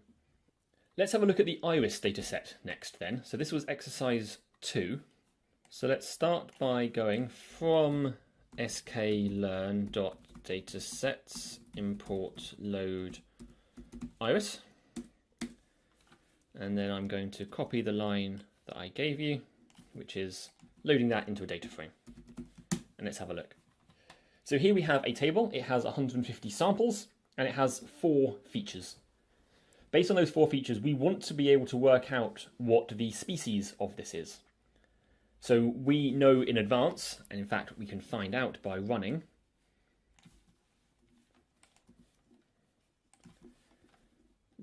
asking it for the number of target names, number of categories, number of classes at the end, and have a look at what that is.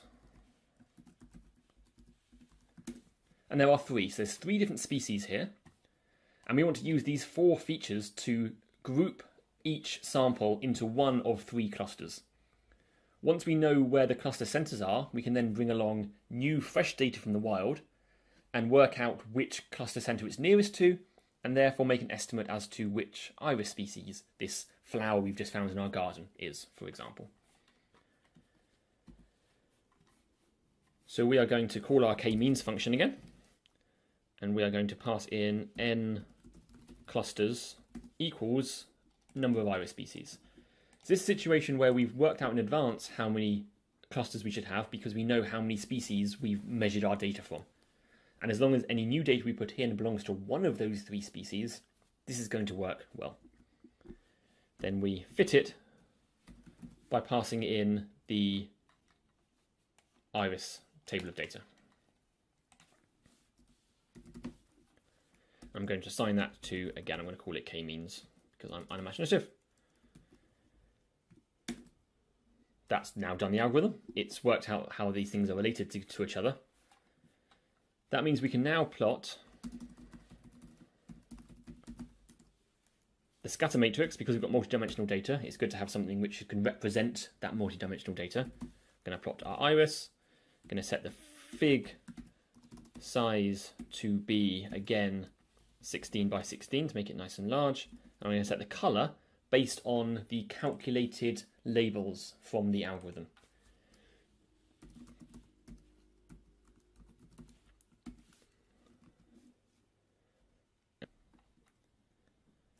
And here we have our iris data. So we have, again, I'm going to switch to the notes to see this picture because it's going to be easier to make large. We have our 4 features. Here we have the sepal length and the sepal width. Sepals are part of the flower in some way. I'm not a botanist, don't really ask me. And we've got the petal length and the petal width. I know what petals are, but I don't know how they're different from sepals. So we've got the length and the width of 2 different parts of the flower. And we have taken measurements of 150 flowers, and we have tried to work out, based on how those different variables relate to each other in 4-dimensional space, where the clusters sit. And so that's what the k-means clustering algorithm has attempted to do here. Now, I apologise for the colours. It's hard with this plot to get the colours to look up well. So if you can't see over the network, do have a look in the course notes on your own computer, and the colours might show up a bit better there. But the first thing to point out is that we've got 3 different colours. We've got a purpley colour, sort of a greenish colour, and a yellowish colour. And the other thing is that each of these panels is a projection of 2 of those dimensions against each other. So it's 4-dimensional data, but each of these scatter plots is a 2-dimensional projection of that data. So we end up with 6 different 2-dimensional projections of that 4-dimensional data.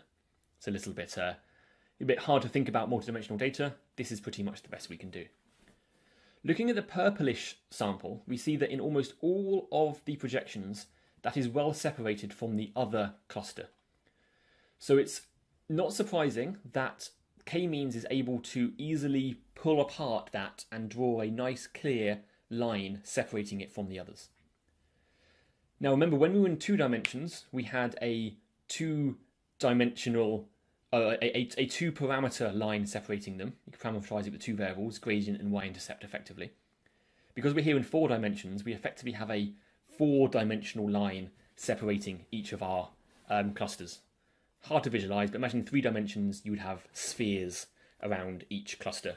So in 4 dimensions, we've got kind of 4-dimensional spheres or Voronoi cells. So the purple one is well separated, but as you can see in a lot of these, for example, the first row, second column, you see that there, the yellow and the blue points are actually overlapping with each other, which might seem strange given that with our clustering, we were seeing a nice strict line separating our 2 clusters. But the reason we're able to get information as to which cluster the green and the yellow belong to is because the clustering algorithm isn't working on each 2D projection individually, it's working on all of the 4-dimensional data all at once.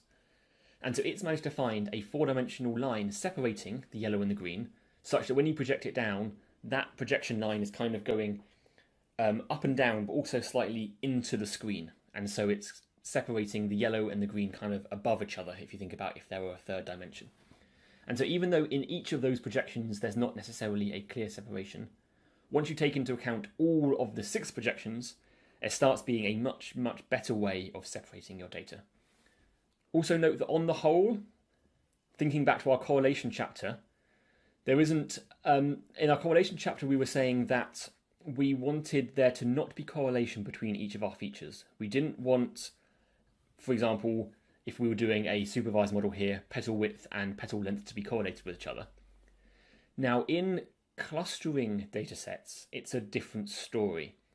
Because in a clustering dataset, you care less about the linear or scaling variation between the 2 of them. We don't care if petal width and petal length go up with each other necessarily. What we care about is how distinct they are clustered on the screen, not simply their covariance between the 2 of them. So it's a slightly more nuanced thing you need to think about with clustering compared to correlation with supervised learning, which again is why plotting on a graph like this is a really, really useful way of visualizing what your data is doing. So here we have our make blobs again. We've got our same centers before. We've got 500 samples, 4 centers, random state of 6. So it's going to be exactly the same data. As we loop through, trying out different numbers of clusters. So we're going to call k-means with n clusters equals 2, then 3, then 4, then 5, then 6, then 7. And for each of those times round, we are going to ask of the model how well it's feeling by the end.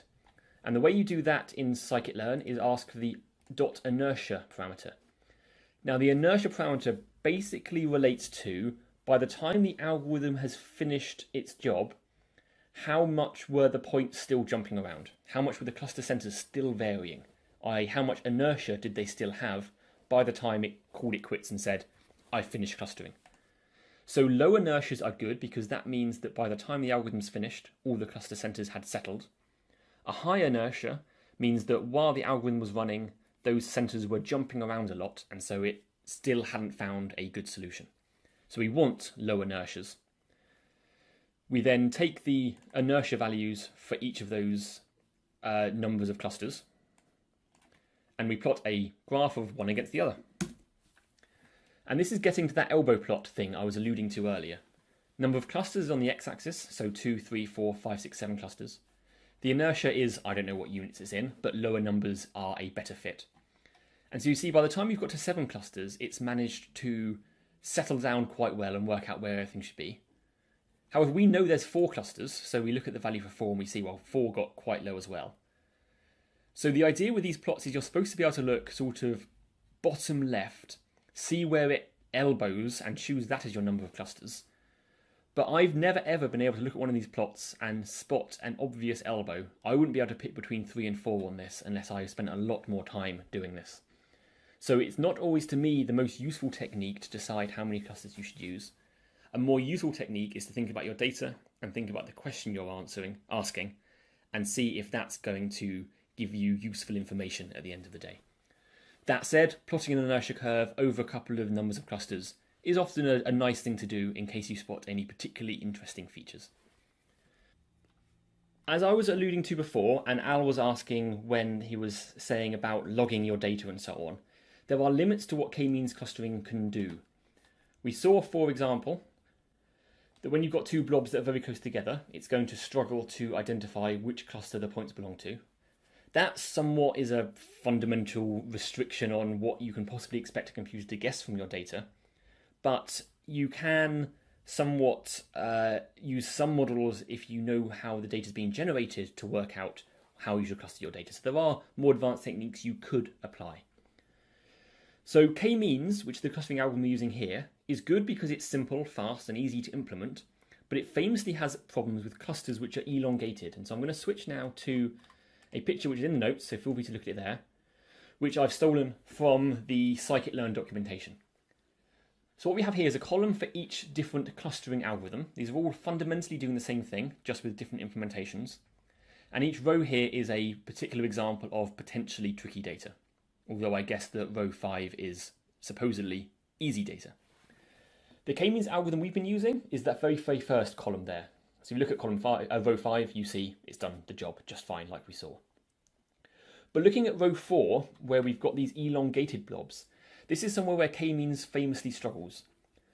And that's because, as I was saying before, it always makes the assumption that the data you're working on is circularly distributed, or hyperspherically distributed if you're working in more dimensions. And that's because it always works by putting the center of the cluster in a place and working out the linear distance from there to any of the points. And that means if you've got two clusters which are next to each other and elongated, if you put the cluster in the center of one of them, then the points in the center of the other cluster are going to be nearer to that center than the points at the end of the elongated cluster that you've selected. And so it's going to do a bad job of working out which points each cluster should have in them. Looking across the row, we see there are other algorithms which do a better job because they do various other bits of transformation to your data. But there is other stuff we can do to our data first before we use k-means to kind of make it work a bit better. So one of them is dimensionality reduction. I mentioned principal component analysis earlier. One of the things that principal component analysis can do is take something that looks like the stuff on row 4 and turn it into the stuff that looks like row 5. And it does that by working out the principal components of the data set, which would be along the length of the blob and across the width of the blob, and renormalizing the data so that it becomes more circular. Then you can apply k-means to your data set and you get it working. So by combining a dimensionality reduction like PCA with k-means, you can deal with a lot of messy data. That, however, isn't going to help with the stuff on the first row. The first row, PCA isn't going to give you anything directly useful because PCA tends to work with linear models. So here you can see that k-means has failed because while the outer and the inner ring are distinct, they share a center. They've got the same cluster center, and so it's not going to be able to distinguish which point each cluster should be in. So what you would normally do with this kind of data is look at it by hand and think about how you could transform the data mathematically to make it more easily clusterable. So one thing you could do with that first row, for example, is instead of plotting it in x1 and x2 axes, you could plot it in an r and theta axis. So you make some kind of radial symmetry. So you've got one, so you end up with two blobs, one at radius 1, one at radius 2, and the theta would then be all the way around, so you end up with two vertical blobs. That you could then cluster and get the right stuff working. In essence, that's what some of the other clustering algorithms that have worked here have done. They've done various transformations to the data implicitly in order to make the data more easily clusterable. So what I suggest you take away from this is A, if your data isn't going to work with k-means, either pre-process it with some kind of transformation, whether it's logging your data, making it radial, or using PCA, or consider using a different clustering algorithm and see which one works best for your data. So we're going to move on to the last section here, and that is using clustering for something which isn't just plain old data, but is something a little bit more visual. And so I'm going to open up a new new notebook. And we have 15 minutes left, and so I'm largely going to go through this and explain what I'm doing along the way. And I'm going to leave the exercise at the end, probably as homework exercises for you. So we're going to start off by loading in a photograph. This is a photograph from Wikimedia Commons, and so it's openly licensed under Creative Commons. And we're on a new line, and we want to print out how big this picture is. So scikit-image is a sister project to scikit-learn, which deals with loading images. With io.imread, you can just load a JPEG from a URL and you get access to it as an array on your computer. So let's have a look at this. It's a photograph which is 480 by 480 by 3. It is 3 at the end. It's a three-dimensional picture because we have a separate 480 by 480 matrix for red, for green, and for blue. So it's a cube of data, 480 by 480 by 3. And the fact that that's 3 is going to be important as we go through this. But let's have a look at what the picture actually looks like, because that's what we really care about. Show, another function from the scikit-image.io library. And let's plot the picture.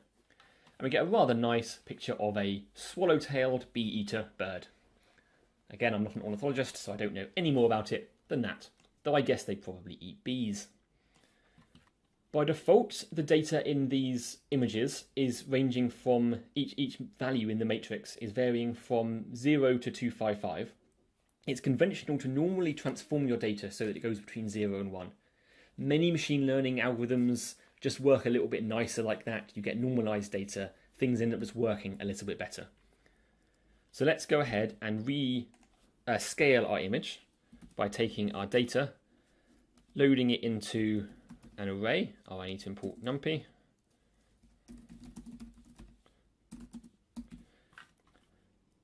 Loading into array with a data type of float, and that's because when it was a 0 to 255, it was an integer. We want to convert it into a float so we can represent it between 0 and 1, and then we divide it by 255, and we're just going to overwrite the same variable. So it's the same picture, it's just all been made effectively much darker, but it's all got the same relative values.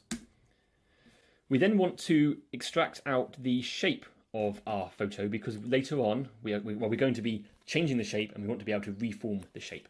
So photo.shape returns the width, the height, and the depth of the image. That's 480, 480, and 3. We're going to save that in a tuple called original shape as well, and we're going to pull it out there. Once we've saved what the original shape of the image is, we are going to do something to it, where we are going to reshape it from being a 480 by 480 by 3 image, and we're going to change it so that the spatial dimensions just get thrown away. We are going to stop caring about where the pixels are, and we're just going to keep track of what the pixels are. So we turn it into something which has one dimension, which is width times height, which is going to be some number of thousands, and another dimension, which is the depth. And I'm going to save that as image array. And let's have a look at what that looks like. So here we see there is an array here, which has got red, green, and blue values between 0 and 1 for the first pixel, red, green, and blue values for the second pixel, red, green, and blue values for the third pixel, and so on until the red, green, and blue value for the last pixel down in the bottom right-hand corner. So this has effectively taken our picture here and has flattened it, so instead of being two-dimensional, it's just one long list of pixels, each of which has a red, a green, and a blue value. And that's because we're going to apply clustering on this, and we're not going to do spatial clustering in the sense of find out a pixel and then the pixels that are near it in XY space. We're instead going to find out the pixels that are near it in color space. So if we find a pixel that's yellow, we're going to try and find all the other pixels that are yellow. And we're going to try and make a yellow cluster, and a green cluster, and a blue cluster. And the reason we're going to do that is because if we can represent our bird with fewer number of colours, at the moment this bird is represented with 16 million colours or something. If we can represent it with fewer colours, one green, one blue, one yellow, while the picture becomes less nice looking, it also becomes much, much smaller in terms of memory usage. And so effectively what we're doing is creating a compression algorithm, something which can make our pictures smaller in memory, which means you can email them to people more easily and so on. And that's something we can do with clustering. We've got our image array here, but we want to stick it into a Pandas DataFrame because then we've got column names and it will look something like this. A table with 230,000 rows because there are 230,000 pixels. Each pixel has got a red, a green, and a blue value. Once we've got those red, green, and blue values, we want to have a look and see how they're distributed. Now, red, green, and blue, you can plot it in one of two ways. You can plot it as a photo by using the red to change the amount of red on a pixel, the green the amount of green on a pixel, and the blue to change the amount of blue on a pixel. Or you could plot it as a cube with red on x-axis, green on the y-axis, and blue on the z-axis. And that will give you a sense of how the different pixels are distributed in colour space. And so we're hoping that all of the yellow pixels will be globbed together in one space in this cube, all the blue pixels will be globbed together in another place in this cube, and we'll be able to make that into a blue cluster and turn all the bluish pixels in the original image into that blue colour, therefore reducing the amount of different colours in the image, therefore reducing the memory usage. In order to plot this data, matplotlib doesn't understand 3 columns with different integers inside them, so we have to do a little bit of trickery, and I'm just going to copy and paste this. I'm not going to worry too much about how it works, but effectively it's creating a new column called colour, which has a hexadecimal representation of the colour made out of the red, green, and the blue values. So here we've got the red, the green, and the blue, and we've got a new column, which is colour, which has got 69 representing the amount of red, 64 representing the amount of green, 46 representing the amount of blue, and then 60 representing how transparent we want it to be. So this is RGBA hexadecimal code. The only reason we're doing this colour column here is for plotting purposes. This isn't going to be used as part of the clustering. We're just doing this to be able to draw a picture. Now, before we can draw a picture, we've currently got, what did I say there were, 230,000 pixels. That's way more than we need on our plot. So let's go ahead and take a subsample of our data randomly so that we've just got fewer pixels to worry about. So I'm going to take 5% of the data. So pixel sample is just taking a random subset of our pixels. So instead of having 230,000, we'll have 5% of 230,000. We can then go ahead and plot it. Feel free to have a look through this code later about what it does, but it passes in the samples, it tells us which columns we want to plot, and then it plots each of those pairs of columns against each other. So it's going to plot red against green, red against blue, and then green against blue. And so when we have a look at this, we get our scatter plots like we had for our iris example. So we have here on the first plot, red on the x-axis and green on the y-axis. So we were hoping that we were going to be seeing distinct blue blobs, yellow blobs, green blobs, but the most thing we're seeing is there's a big streak of sort of browny purple through the middle, and that's because the majority of the original image was background and the stick that the bird's on. So we're hoping that's not going to affect our stuff too much, but we'll have to see. But based on this 3-dimensional data here, this no longer is a photograph. It no longer knows where the pixels go. It just knows how many of each pixel there are and what their values are. But because we've got some multi-dimensional data, we can just throw k-means at it and see what happens. So let's load in our k-means and then call k-means n clusters and underscore equals something. So at this point we want to choose how many colours we want to end up with. Now a photograph by default has got something like 16 million colours, 256 times 256 times 256, whatever that is. We want to reduce it down to something much, much smaller. For now, because my computer won't survive otherwise, I'm going to do 10. I ran this course last week, and when I tried to do 100, my laptop broke, so I'm not going to be doing that again. But we're going to try and cluster this data here with 10 different clusters and see what clusters it finds. And we fit it with our pixels subsample data, because we don't need all of our data. The 5% data is enough. And we're going to use the red, the green, and the blue columns. And we save that to a variable. Now this will take a little bit longer. It took maybe half a second. If I try with 100, my computer ran out of memory. Let's have a look and see which clusters it found. So we do that using k-means.clusterCenters, same as before.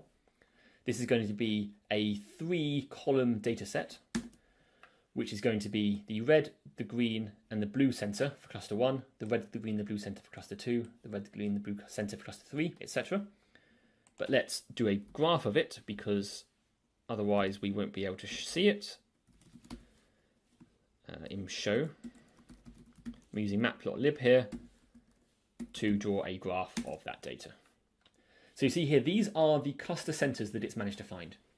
Our original bird, I'll just scan back up to it for a moment, had yellow, green, and blue as its main feather colors, and the rest was kind of brown for the background. our cluster centers from our data there has found a bluish one at the end. It's found a kind of muddy yellow in the middle, and it's found a grassy green at number 8 at the end. So it's kind of found some main colors, but you see the majority of it is brown. Using these found clusters, what we're going to do, we're going to replace, for each pixel, we're going to look up what the red-green value of that pixel is in the original image, work out which cluster center it's nearest to, and replace it with the value of that cluster center. And then we're going to plot that picture and see how it looks. So we do that by asking it for its labels, same as we did before. We are going to call the predict function.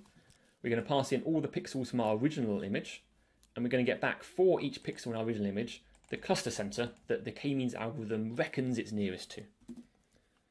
And we've got a whole bunch of 5, 1, 1, etc, etc. There'll be numbers between 0 and 9.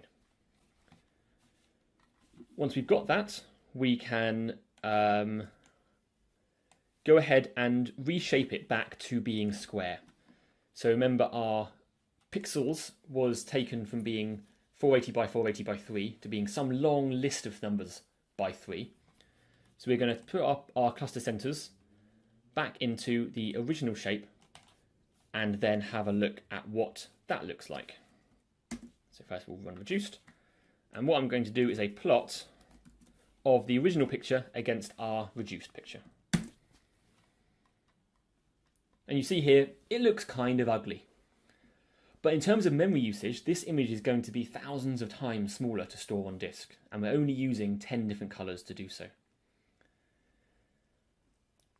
So what we can do with that, we can go up and we can have a look at how it looks if we change this to 15. I'm going to be cautious because I don't want my computer to break again. That 15 worked absolutely fine.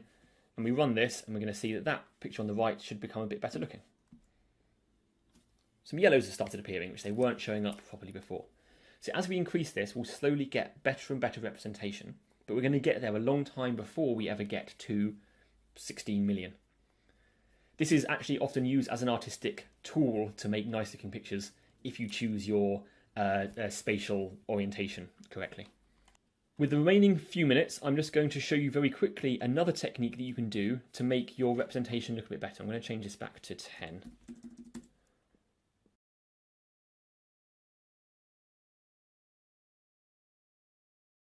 So I'm just going to copy this code in for demonstration purposes. So what we're doing here is we're going to take our red, green, blue scatter plot and we are going to perform a transformation on it by changing what's called the color space. So instead of representing each pixel in terms of how much red, green and blue it has, we're going to represent it by how light it is, which is what L stands for in lab, and how much of two other parameters it has. You can kind of think of this as doing a principal component analysis on it. We're then going to reorganize our data and look at what our new projection of 3D space looks like. So here we have the same data, but transformed mathematically into a different representation in 3D space. So instead of red, green, blue, we have L, A, and B. And you see here the clusters are much better distinguished. All that brown is no longer a streak through the middle, it's a blob. So hopefully that will be clustered more effectively. The yellow is distinct, the green is distinct, and the blue is distinct. So that means if we go ahead and ask it for a clustering of that data set, again using k-means fit of this new data, and have a look at what the clusters look like, we see we've now got slightly more variation in colour. We've got two different types of green and yellow and blue.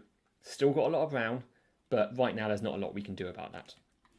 If we want to have a look at what our original bird transformed onto this clustered set looks like, we can do that. And here we see a different kind of reduction happening. With only 10 colours, it's got all of the main colours, two different greens, a blue and a yellow. But you see it's reduced the colours in other directions. Best way to see this is to plot all three of the pictures on one plot together. So here we have the original picture on the left, the RGB with 10 clusters in the middle, and the lab cluster with, again, 10 clusters on the right-hand side. Now, there might be pros or cons to one or the other, but certainly the one on the right-hand side has managed to pick out more of the interesting colours, whereas the one in the middle hasn't managed to find the yellow at all. So by choosing a appropriate transformation for your data, you can sometimes find more representative blobs which are telling you interesting things about your data. For example, the middle one never found the yellow, whereas the lab cluster does manage to find the yellow. So we're basically at the end of the session now. So after the session, feel free to have another little scan through this page. There's some exercises at the bottom, which I'll leave for you to do for homework. So do have a go at those. And I'm just going to finish off with a bit of a summary as to what you might want to look into next. So this course has covered linear regression and clustering on the whole, but there's some other techniques which are really useful and can solve simple-ish problems but can be very powerful. One of those is naive Bayes, so it's worth having a read into that. That's a way of saying if the data was generated, how was it generated and what would the distribution look like. Support vector machines allow you to draw lines and separate your clusters of data, which is a really, really nice way of deciding how you should classify your data. Principal component analysis, I've mentioned. And neural networks, we have a course called Intro to Deep Learning, which we'll be running sometime in the future, so feel free to keep an eye out for that. And I'll finally point out some further reading you might want to look into. So the Python Data Science Handbook by Jake van der Plas is a really, really great book. It's free online. Do have a look at that. The scikit-learn documentation's got lots of interesting pages describing how these techniques work. And if you're looking for a good book to talk through this stuff, right from the very basics through to advanced data analysis techniques, I very, very strongly recommend Hands-on Machine Learning with scikit-learn, Keras, and TensorFlow. I suggest you get the second edition if you can, which came out about a year ago. It's a really, really good book. It teaches almost everything you need to know about machine learning, data science, and data analysis. So do go ahead and grab that if you get a chance. With that, I'm just going to say thank you all very much for coming along to the session today. We got through a lot of stuff, so I hope hopefully it hasn't been too quick, but it's been really great having you all along, and I hope to see you again in another course in the future. Thanks and goodbye.